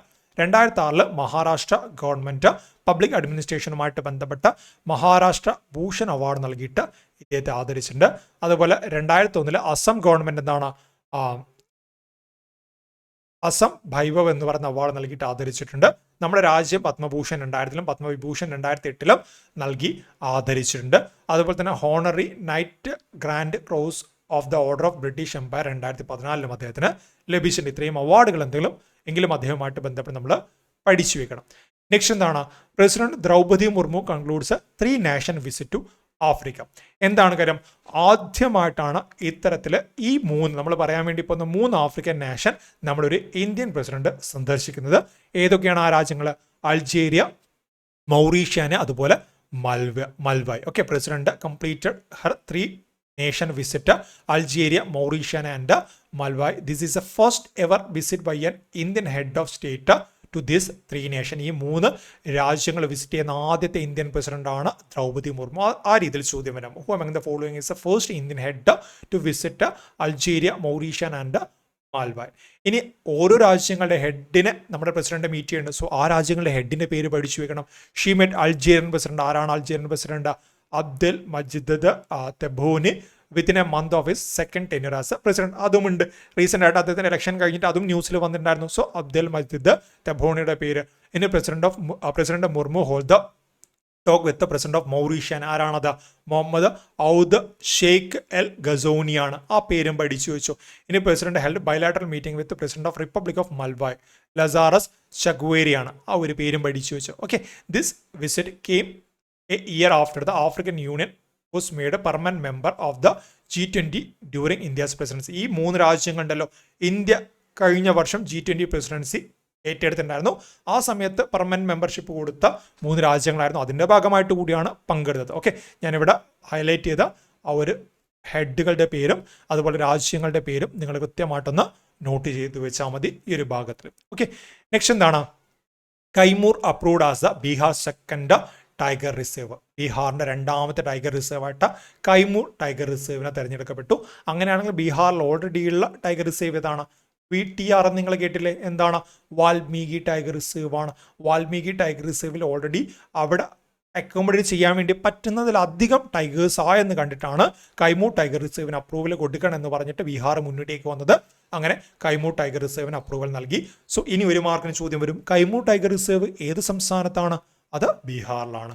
The central government has given temporary approval to create Bihar second tiger reserve in Kaimur district. Okay, already ഉണ്ടായിരുന്ന വാൽമീകി ടൈഗർ റിസർവിന്റെ കൂടിയാണ് ഇത് ആഡ് ചെയ്യപ്പെട്ടത്. Which now has 54 tigers, more than its ideal limit for 45 tigers. 45 ടൈഗേഴ്സിന് അക്കോമഡേറ്റ് ചെയ്യാനുള്ള പ്രദേശം മാത്രമാണ് വാൽമീകി ടൈഗർ റിസർവിലുള്ളത്. സോ അതിപ്പോൾ എന്താണ്? 54 മാറിയുണ്ട്. അങ്ങനെയാണ് പുതിയ ടൈഗർ റിസർവ് വന്നത്. The national tiger conservation authority granted in principle approval for Kaimur wildlife sanctuary to designated as a tiger reserve during the 12th meeting. അതുകൂടെ അവിടെ നിന്ന് ഓർത്തു വെച്ചോളൂ. നെക്സ്റ്റ് എന്താണ്? Pioneer of heart transplant surgery in India passes away. അതായത് demise ആണല്ലേ. നമ്മുടെ ഇന്ത്യയിൽ ഹാർട്ട് ട്രാൻസ്പ്ലാന്റ് സർജറിക്ക് നേതൃത്വം നൽകിയ വളരെ ഫേമസ് ആയുള്ള ഒരു വ്യക്തി റീസെൻ്റ് ആയിട്ട് അന്തരിച്ചു. ഇദ്ദേഹത്തിൻ്റെ പേര് മുൻപ് ചോദിച്ചിട്ടുണ്ട് PSC എന്നാണോ എൻ്റെ ഓർമ്മ. ഓർമ്മ മാത്രമാണ്. Doctor P Venugopal. Okay, cardiac സർജറിയിൽ ഇന്ത്യയിൽ ആദ്യമായിട്ട് എന്താണ് ഹൃദയം മാറ്റിവെക്കൽ ശസ്ത്രക്രിയയൊക്കെ ചെയ്ത വ്യക്തിയായിട്ട് കൂടെ നമ്മൾ പറയുന്ന വ്യക്തിയാണ്. സോ ആ രീതിയിൽ അദ്ദേഹത്തിന്റെ പേര് പരീക്ഷയ്ക്ക് ചോദ്യം വരും. Doctor Venugopal was A former director of all India institute of medical science in New Delhi. He performed India's first heart transplant and led over 50,000 heart surgeries. ഇതിന്റെ ഭാഗമായിട്ട് 1997 നമ്മുടെ രാജ്യം പത്മഭൂഷൺ നൽകിയിട്ട് ഇദ്ദേഹത്തിന് ആദരിച്ചിട്ടുണ്ടായിരുന്നു. അതുപോലെ തന്നെ 1994 ഓഗസ്റ്റ് 3 അദ്ദേഹം ആദ്യമായിട്ട് ഹാർട്ട് ട്രാൻസ്പ്ലാന്റ് ചെയ്തത്. സോ ഡോക്ടർ P വേണുഗോപാൽ എന്ന് പറഞ്ഞ പേര് ഈ രീതിയിലൊന്ന് പഠിച്ചു വെച്ചാൽ മതി. ഓക്കെ, നെക്സ്റ്റ് എന്താണ്? 38th national games to be held in Uttarakhand. കഴിഞ്ഞ നാഷണൽ ഗെയിംസ് ഗോവയിൽ വെച്ച് 37ാമത്തെ നാഷണൽ ഗെയിംസ് 2024 ഗോവയിൽ വെച്ച് നടന്ന കാര്യമൊക്കെ നമുക്കറിയാം അല്ലേ. സോ 38ാമത്തെ നാഷണൽ ഗെയിംസ് എന്താണ്? ഉത്തരാഖണ്ഡിൽ വെച്ച് നടക്കാൻ വേണ്ടി പോവുകയാണ്. ആക്ച്വലി ഇത് 2018 മുതൽ നമ്മൾ കേൾക്കുന്ന കാര്യമാണ്. 2018 2019 ആ ഒരു സമയത്തൊക്കെ നടക്കുമെന്ന് പറഞ്ഞു. ബട്ട് COVID-19 വന്നു. പിന്നെ അവർക്ക് എന്താണ് അറേഞ്ച്മെന്റ് ചെയ്യാൻ വേണ്ടി പറ്റാത്ത സാഹചര്യം വന്നു. അങ്ങനെ COVID-19 എല്ലാം കൂടെ ആയിട്ട് 2022 മാറ്റിവെച്ചു. 2022 പോസ്റ്റ് ചെയ്തിട്ട് 2025 ഉറപ്പായിട്ട് നടത്തും എന്നാണ് അവർ പറയുന്നത്. ഇതുവരെ നടന്നിട്ടില്ല. 2025 ജനുവരി 28 തൊട്ടിട്ട് ഫെബ്രുവരി 14 വരെയാണ്. ഓക്കെ, ഫെബ്രുവരി 14 വരെയാണ് നടക്കാൻ വേണ്ടി പോകുന്നത്. The 38th national games will be held in Uttarakhand from January 28 to February 14, 2025. The 38th national game were originally scheduled for 2018 but were postponed due to incomplete arrangement and COVID-19 pandemic. Postponed again to 2022 but were ultimately moved to 2025. അത് നീണ്ടെന്നാണ് 2025 ഇപ്പോൾ എത്തിയിട്ടുണ്ട്. ഇനി ഇതിന്റെ മസ്കോഡ് പരീക്ഷയ്ക്ക് ചോദ്യം വരാം. Himalayan മൊണാൾ എന്ന് പറയുന്ന ഉത്തരാഖണ്ഡിന്റെ സ്റ്റേറ്റ് ബേർഡ്, അതും ചോദ്യം വരാം. ഉത്തരാഖണ്ഡിന്റെ സ്റ്റേറ്റ് ബേർഡ് എന്താണെന്ന് ചോദ്യം വരാം അല്ലേ. ഇത് ഈ ഒരു ഫിഗറിൽ നിങ്ങൾക്ക് കാണാൻ വേണ്ടി പറ്റും. ഇതാണ് ഹിമാലയൻ മൊണാൽ. അതുകൂടെ ഓർത്ത് വെച്ചോളൂ. 37ാമത്തെ നാഷണൽ ഗെയിം ഗോവയിൽ വെച്ചിട്ടും 32ാമത്തെ നാഷണൽ ഗെയിം എന്താണ്? ഗുജറാത്തിൽ വെച്ചിട്ടാണ് നടന്നത് അല്ലേ. നാഷണൽ ഗെയിംസ് 2015 ആദ്യമായിട്ട് നടന്നത്. അതുകൂടെ അവിടെ നിന്ന് ഓർത്തു വെച്ചോളൂ. അടുത്ത എന്താണ്? Cast survey begins in Telangana, third in India. നമ്മൾ പലപ്പോഴും കേൾക്കാത്തൊരു ടേമാണ് കാസ്റ്റ് സർവേ അല്ലേ. സാധാരണയായിട്ട് സെൻസസും കാര്യങ്ങളും കേൾക്കാറുണ്ട്, എന്നാൽ ജാതി സർവേ നമ്മൾ അങ്ങനെ കേൾക്കാറില്ല. ആക്ച്വലി നമ്മുടെ പോസ്റ്റ് ഇൻഡിപെൻഡന്റ് ഇന്ത്യയിൽ നമ്മൾ ഒഴിവാക്കിയ ഒരു കാര്യം കൂടിയാണ്. ബ്രിട്ടീഷുകാർ തുടങ്ങി വെച്ചു, ബട്ട് നമ്മൾ സ്വാതന്ത്ര്യം കിട്ടിയതിന് ശേഷം ഒഴിവാക്കിയ ഒരു കാര്യം കൂടിയാണ് കാസ്റ്റ് സർവേ. ബട്ട് റീസെൻ്റ് ആയിട്ട് കാസ്റ്റ് സർവേ നമ്മുടെ ഇന്ത്യയിലെ വിവിധ സംസ്ഥാനങ്ങൾ ആരംഭിച്ചിട്ടുണ്ടായിരുന്നു. ആദ്യമായിട്ട് ആരംഭിച്ചത് ബീഹാർ ആയിരുന്നു. ഓക്കെ, ബീഹാറാണ് ഇത് ഉയർത്തിയിട്ട് ആദ്യമായിട്ട് വന്നത്. 2021 ബീഹാർ വന്നു, 2024 ആന്ധ്രാപ്രദേശ് വന്നു, ഇപ്പം മൂന്നാമതായിട്ട് ആര് വന്നു? തെലങ്കാനയും വന്നു അല്ലേ. സോ ഇന്ത്യയിൽ കാസ്റ്റ് സർവേ നടത്തുന്ന മൂന്നാമത്തെ സംസ്ഥാനമായിട്ട് തെലങ്കാന മാറിയിട്ടുണ്ട്. The Telangana government has recent launched a comprehensive caste survey making it the third state in India to undertake such exercise. ഇത്തരത്തിൽ കാസ്റ്റ് സർവേ നടത്തുന്ന മൂന്നാമത്തെ സംസ്ഥാനമായിട്ട് തെലങ്കാന മാറിയിട്ടുണ്ട്. Caste survey to provide socio economic education employment and political opportunity for the OBC schedule caste and schedule tribe and the weaker section. ആ വിഭാഗങ്ങൾ identify ചെയ്യാൻ വേണ്ടിയിട്ടാണ് ഇത്തരത്തിൽ നമ്മൾ SC/ST ബന്ധപ്പെട്ട് സർവേസ് നടത്താറുണ്ട്. അവരുടെ മൈനോറിറ്റി സ്റ്റാറ്റസും കാര്യങ്ങളൊക്കെ നോക്കാൻ വേണ്ടി സർവേ നടത്താറുണ്ട്. അല്ലാതെ ഒഫീഷ്യലായിട്ടൊരു കാസ്റ്റ് സർവേ ഇന്ത്യയിൽ നടത്താറില്ല. The Bihar caste survey, the first in independent India to successfully enumerate all caste in 2023, found that OBC comprised 63.13% in the state, SC 19.65, ST 1.68. സാധാരണ SC/ST സർവേ നടത്താറുണ്ട്, ബട്ട് എല്ലാ കാസ്റ്റുമായിട്ട് ബന്ധപ്പെട്ട സർവേ നടത്താറില്ല. അവരത് ചെയ്തു. Upper caste were found 15.2% of the population. ഇതിൽ upper caste എന്താണ് 15.52% കണ്ടെത്തി. Subsequently Bihar government hiked the reservation 75% in the government job and education. അത്തരത്തിൽ മാറ്റവും കൊണ്ടുവന്നുമല്ല, അതിന് വേണ്ടിയിട്ടൊക്കെയാണ് ചെയ്യുന്നത്. ഓൺ ജനുവരി 19, 2024 ആന്ധ്രാപ്രദേശ് ഗവൺമെന്റ്, രണ്ടാമത്തെ സംസ്ഥാനമായിട്ട് ആന്ധ്ര മാറിയിട്ടുണ്ട്. അവർ ചെയ്തുകൊണ്ടിരിക്കുകയാണ് കാര്യങ്ങൾ. Caste was enumerated in the British India census 1881, 1931. Post independent ഇന്ത്യയിൽ 1951 സെൻസസിൽ നമ്മൾ കാസ്റ്റ് എന്യൂമറേഷൻ ഒഴിവാക്കിയിട്ടുണ്ടായിരുന്നു. ബട്ട് SC/ST സെൻസസ് നമ്മൾ എടുക്കാറുണ്ട്, അതുകൂടെ അവിടെ നിന്ന് ഓർത്തു വെച്ചോളൂ. നെക്സ്റ്റ് എന്താണ്? സിംഗപ്പൂരിലെ നന്യാങ് സാങ്കേതിക സർവകലാശാല അധ്യാപികയായുള്ള ഇന്ത്യൻ വംശജ പ്രശാന്തി റാമിന് സിംഗപ്പൂർ സാഹിത്യ സമ്മാനം അവരുടെ ചെറുകഥാ സമാഹാരമായുള്ള 9 Yard Saris എന്ന് പറയുന്ന പുസ്തകത്തിനാണ് ലഭിച്ചത്. Okay, Singapore literature prize for English fiction for her short story 9 Yard Saris and it was her debut work which was published in the year 2020. പരീക്ഷയ്ക്ക് ഇങ്ങനെയാണ് ചോദ്യം വരിക. സിംഗപ്പൂർ ലിറ്ററേച്ചർ പ്രൈസ് നേടിയ ഇന്ത്യക്കാരി ആരാണെന്ന രീതിയിലാണ് ചോദ്യം വരിക. ആരാണത്? പ്രശാന്തി റാമാണ് അല്ലേ. സോ അവരുടെ പുസ്തകവും ചോദ്യം വരാം. 9 Yard Saris എന്ന് പറയുന്ന പുസ്തകത്തിന്റെ ഓതർ ആരാണ്? അതും പ്രശാന്തി റാം തന്നെയാണ്. ആ രീതിയിൽ അവരുടെ പേരൊന്ന് ഓർത്തു വെച്ചാൽ മതി. നെക്സ്റ്റ് എന്താണ്? ഇന്ത്യൻ നാഷണൽ സയൻസ് അക്കാഡമിയുടെ ഫെലോ ആയി പ്രൊഫസർ കാന M. സുരേഷിനെ തെരഞ്ഞെടുത്തു. ശാസ്ത്ര ഗവേഷണ രംഗത്ത് ഏറ്റവും മികച്ച സംഭാവനകൾ നൽകിയ ശാസ്ത്രജ്ഞർക്ക് ലഭിക്കുന്ന ഉന്നത ബഹുമതിയാണ് ഈ ഒരു ഫെലോഷിപ്പ്. എന്താണ്? ഇന്ത്യൻ നാഷണൽ സയൻസ് അക്കാഡമിയുടെ ഫെലോ ആയിട്ട് അല്ലെങ്കിൽ ഫെലോഷിപ്പ് നേടിയ മലയാളിയായിട്ട് ആര് മാറിയിട്ടുണ്ട്? റീസെൻ്റ് ആയിട്ട് പ്രൊഫസർ കാന M. സുരേഷൻ മാറിയിട്ടുണ്ട്. അദ്ദേഹം ശാസ്ത്ര ഗവേഷണ രംഗത്ത് നൽകിയ സംഭാവന പരിഗണിച്ചിട്ടാണ് ഈ ഒരു പുരസ്കാരം അദ്ദേഹത്തിന് അല്ലെങ്കിൽ ഈ ഒരു റെക്കഗ്നീഷൻ അദ്ദേഹത്തിന് നൽകിയത്. നെക്സ്റ്റ് എന്താണ്? തപസ്യ കലാസാഹിത്യ വേദിയുടെ 14ാമത് സഞ്ജയൻ പുരസ്കാരം ചരിത്ര പണ്ഡിതൻ ഡോക്ടർ MGS നാരായണന് ലഭിച്ചിട്ടുണ്ട്. ഓക്കെ, തപസ്യ കലാവേദിയുടെ 14th സഞ്ജയൻ പുരസ്കാരം ആർക്ക് ലഭിച്ചു? ഹിസ്റ്റോറിയൻ, ചരിത്ര പണ്ഡിതൻ എന്ന് പറയുമ്പോൾ ഹിസ്റ്റോറിയൻ ആണ്. ഓക്കെ, ഹിസ്റ്റോറിയൻ ആണ്. ഇംഗ്ലീഷ് ടേം കൂടെ ഞാൻ കൊടുക്കുന്നത്. ഹിസ്റ്റോറിയൻ ആയുള്ള ഡോക്ടർ MGS നാരായണൻ ലഭിച്ചു. 50,000 രൂപയും പ്രശസ്തി പത്രവും ഫലകവും അടങ്ങുന്നതാണ് പുരസ്കാരം. അതുകൂടെ അവിടെ നിന്ന് ഓർത്തു വെച്ചാൽ മതി. നെക്സ്റ്റ് എന്താണ്? മാതാ അമൃതാനന്ദമയി മഠത്തിന്റെ 2024 അമൃത കീർത്തി പുരസ്കാരം കവി പ്രൊഫസർ V. മധുസൂദൻ നായർക്ക് ലഭിച്ചു. ഓക്കെ, മാതാ അമൃതാനന്ദമയി മഠത്തിന്റെ 2024 അമൃത കീർത്തി പുരസ്കാരം ആർക്ക് ലഭിച്ചു? കവിയായുള്ള പ്രൊഫസർ V. മധുസൂദൻ നായർക്ക് ലഭിച്ചു. ആ രീതിയിൽ അദ്ദേഹത്തിന്റെ പേരൊന്ന് ഓർത്തു വെച്ചാൽ മതി. നെക്സ്റ്റ് എന്താണ്? തമിഴ്നാട് സർക്കാർ നൽകുന്ന കലൈഞ്ചർ സ്മാരക പുരസ്കാരത്തിന് ഗായിക P. സുശീലയെ തെരഞ്ഞെടുത്തു. തമിഴ്നാട് സർക്കാർ നൽകുന്ന വളരെ പ്രധാനപ്പെട്ട അവാർഡായിട്ടുള്ള കലൈഞ്ചർ സ്മാരക പുരസ്കാരം ആർക്ക് ലഭിച്ചു? ഗായിക P. സുശീലയ്ക്ക് ലഭിച്ചു. P. സുശീലയെ കുറിച്ച് നമ്മൾ പറയുമ്പോൾ Guinness Book of World Record, Asia Book of റെക്കോർഡൊക്കെ നേടിയുള്ള വനിതയാണ് P. സുശീല. അവർ ഡിഫറെൻ്റ് ലാംഗ്വേജിൽ ആലപിച്ച ഗാനങ്ങൾക്കാണ് ഈ ഒരു അവാർഡൊക്കെ ലഭിച്ചത്, റെക്കഗ്നേഷനൊക്കെ ലഭിച്ചത്. She has been recognised by the Guinness Book of World record as well as the Asia Book of record four performing A record number of songs in different Indian language. 2008 Padma Bhushan നൽകിയിട്ട് നമ്മുടെ രാജ്യം ആദരിച്ചിട്ടുണ്ട്. നെക്സ്റ്റ് എന്താണ്? The 45th chess olympiad was held in ബുദപെസ്റ്റ്, Hungary. ഹംഗറിയിൽ വെച്ച് നടന്ന ഹംഗറിയിലെ ബുദപെസ്റ്റിൽ വെച്ച് നടന്ന 45ാമത് chess ഒളിമ്പിയാഡിൽ നമ്മുടെ ഇന്ത്യയുടെ മെൻസ് അതുപോലെ വുമൻസ് ടീം, ഇത് മെൻസ് ടീമും ഫിഗറിൽ കാണുന്ന മെൻസ് ടീമും വുമൺസ് ടീമാണ്. 2 വിഭാഗം എന്താണ് ഇന്ത്യക്ക് വേണ്ടിയിട്ട് ഗോൾഡ് മെഡൽ സ്വന്തമാക്കേണ്ട. India won both the men's and women's team gold medal along with 4 individual gold medal. കൂടാതെ 4 ഇൻഡിവിജ്വൽ ഗോൾഡ് മെഡൽ നേടിയിട്ടുണ്ട്. മെൻസ് ടീം സ്ലൊവേനിയെ പരാജയപ്പെടുത്തിയപ്പോൾ വുമൺസ് ടീം അസർബൈജാനെയും പരാജയപ്പെടുത്തി. പെൻറ്റല ഹരികൃഷ്ണൻ, വിദിത്ത് ഗുജറതി, അതുപോലെ പ്രജ്ഞാനന്ദ, ഗോകേഷ് അർജുൻ, അതുപോലെ തന്നെ വൈശാലി, വന്തിക, ദിവ്യ, തനിയ, ഹരിക. സോ അങ്ങനെയുള്ള പേരുകൾ ഞാനിവിടെ ജസ്റ്റ് കൊടുത്തിട്ടുണ്ട്. ജസ്റ്റ് ഒന്ന് വായിച്ചു നോക്കിയാൽ മതി. ഇത്രയുമാണ് 2024 ഒക്ടോബർ പാർട്ട് 2ലും ഒക്ടോബർ മാസത്തിലെ PSCയുമായിട്ട് ബന്ധപ്പെട്ട് നമുക്ക് ചർച്ച ചെയ്യാനുള്ള വളരെ പ്രധാനപ്പെട്ട കറണ്ട് അഫയർ. ഞാൻ ഒന്നുകൂടെ പറയാണ്, നമുക്ക് എന്താണ് ഹൈലൈറ്റ് ചെയ്ത് പഠിക്കാനുള്ള ഇമ്പോർട്ടൻറ്റ് കറണ്ട് അഫയർ നിങ്ങൾക്കറിയാം. ഞാൻ പറഞ്ഞതുപോലെ ഒരു മാസം 500-നും 1000-നും ഇടയിൽ മിനിമം കറണ്ട് അഫയർ വരുന്നുണ്ടല്ലേ. സോ എല്ലാമൊന്നും നമ്മൾ ചർച്ച ചെയ്യുന്നില്ല. വളരെ പ്രധാനപ്പെട്ട ഹാൻഡ് പിക്ക് ചെയ്തെടുത്ത പരീക്ഷയ്ക്ക് വരാൻ വേണ്ടി സാധ്യതയുള്ള മുന്നത്തെ പാറ്റേൺ ഒക്കെ അനാലിസ് ചെയ്തിട്ട് വളരെ പ്രധാനപ്പെട്ട വളരെ കുറച്ച് കറണ്ട് അഫയർ, മൊത്തത്തിലൊരു 100 താഴെ കറണ്ട് അഫയർ മാത്രമേ നമ്മൾ പറയുന്നുള്ളൂ. ബട്ട് റിലേറ്റഡ് ഫാക്ട്സ് നോക്കുമ്പോൾ എന്താണ് 100 × ഒരു 10 കൂടെ നിങ്ങൾ ചെയ്യണം. എത്രയാണ്?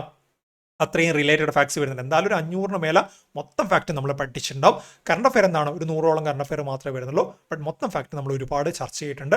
സോ ഈ ഒരു ക്ലാസ്സിൽ നിങ്ങൾക്ക് ഉപകാരപ്പെട്ടിട്ടുണ്ടെങ്കിൽ, ഇതുമായിട്ട് ബന്ധപ്പെട്ട സീരീസ് കണ്ടിന്യൂ ചെയ്യണമെങ്കിൽ തീർച്ചയായിട്ടും നിങ്ങൾ അറിയിക്കുക. അതിൻ്റെ രീതിയിലുള്ള കാര്യങ്ങൾ, കൂടുതൽ കാര്യങ്ങൾ നിങ്ങൾക്ക് ആവശ്യമെങ്കിൽ, അതുപോലെ ക്ലാസ്സിൽ എന്തെങ്കിലും മാറ്റം വരുത്തുന്നുണ്ടെങ്കിൽ നമ്മുടെ ഈ ഒരു സീരീസുമായിട്ട് ബന്ധപ്പെട്ട ആദ്യത്തെ 1-2 ക്ലാസ് നമ്മൾ ചെയ്തിട്ടുള്ളൂ.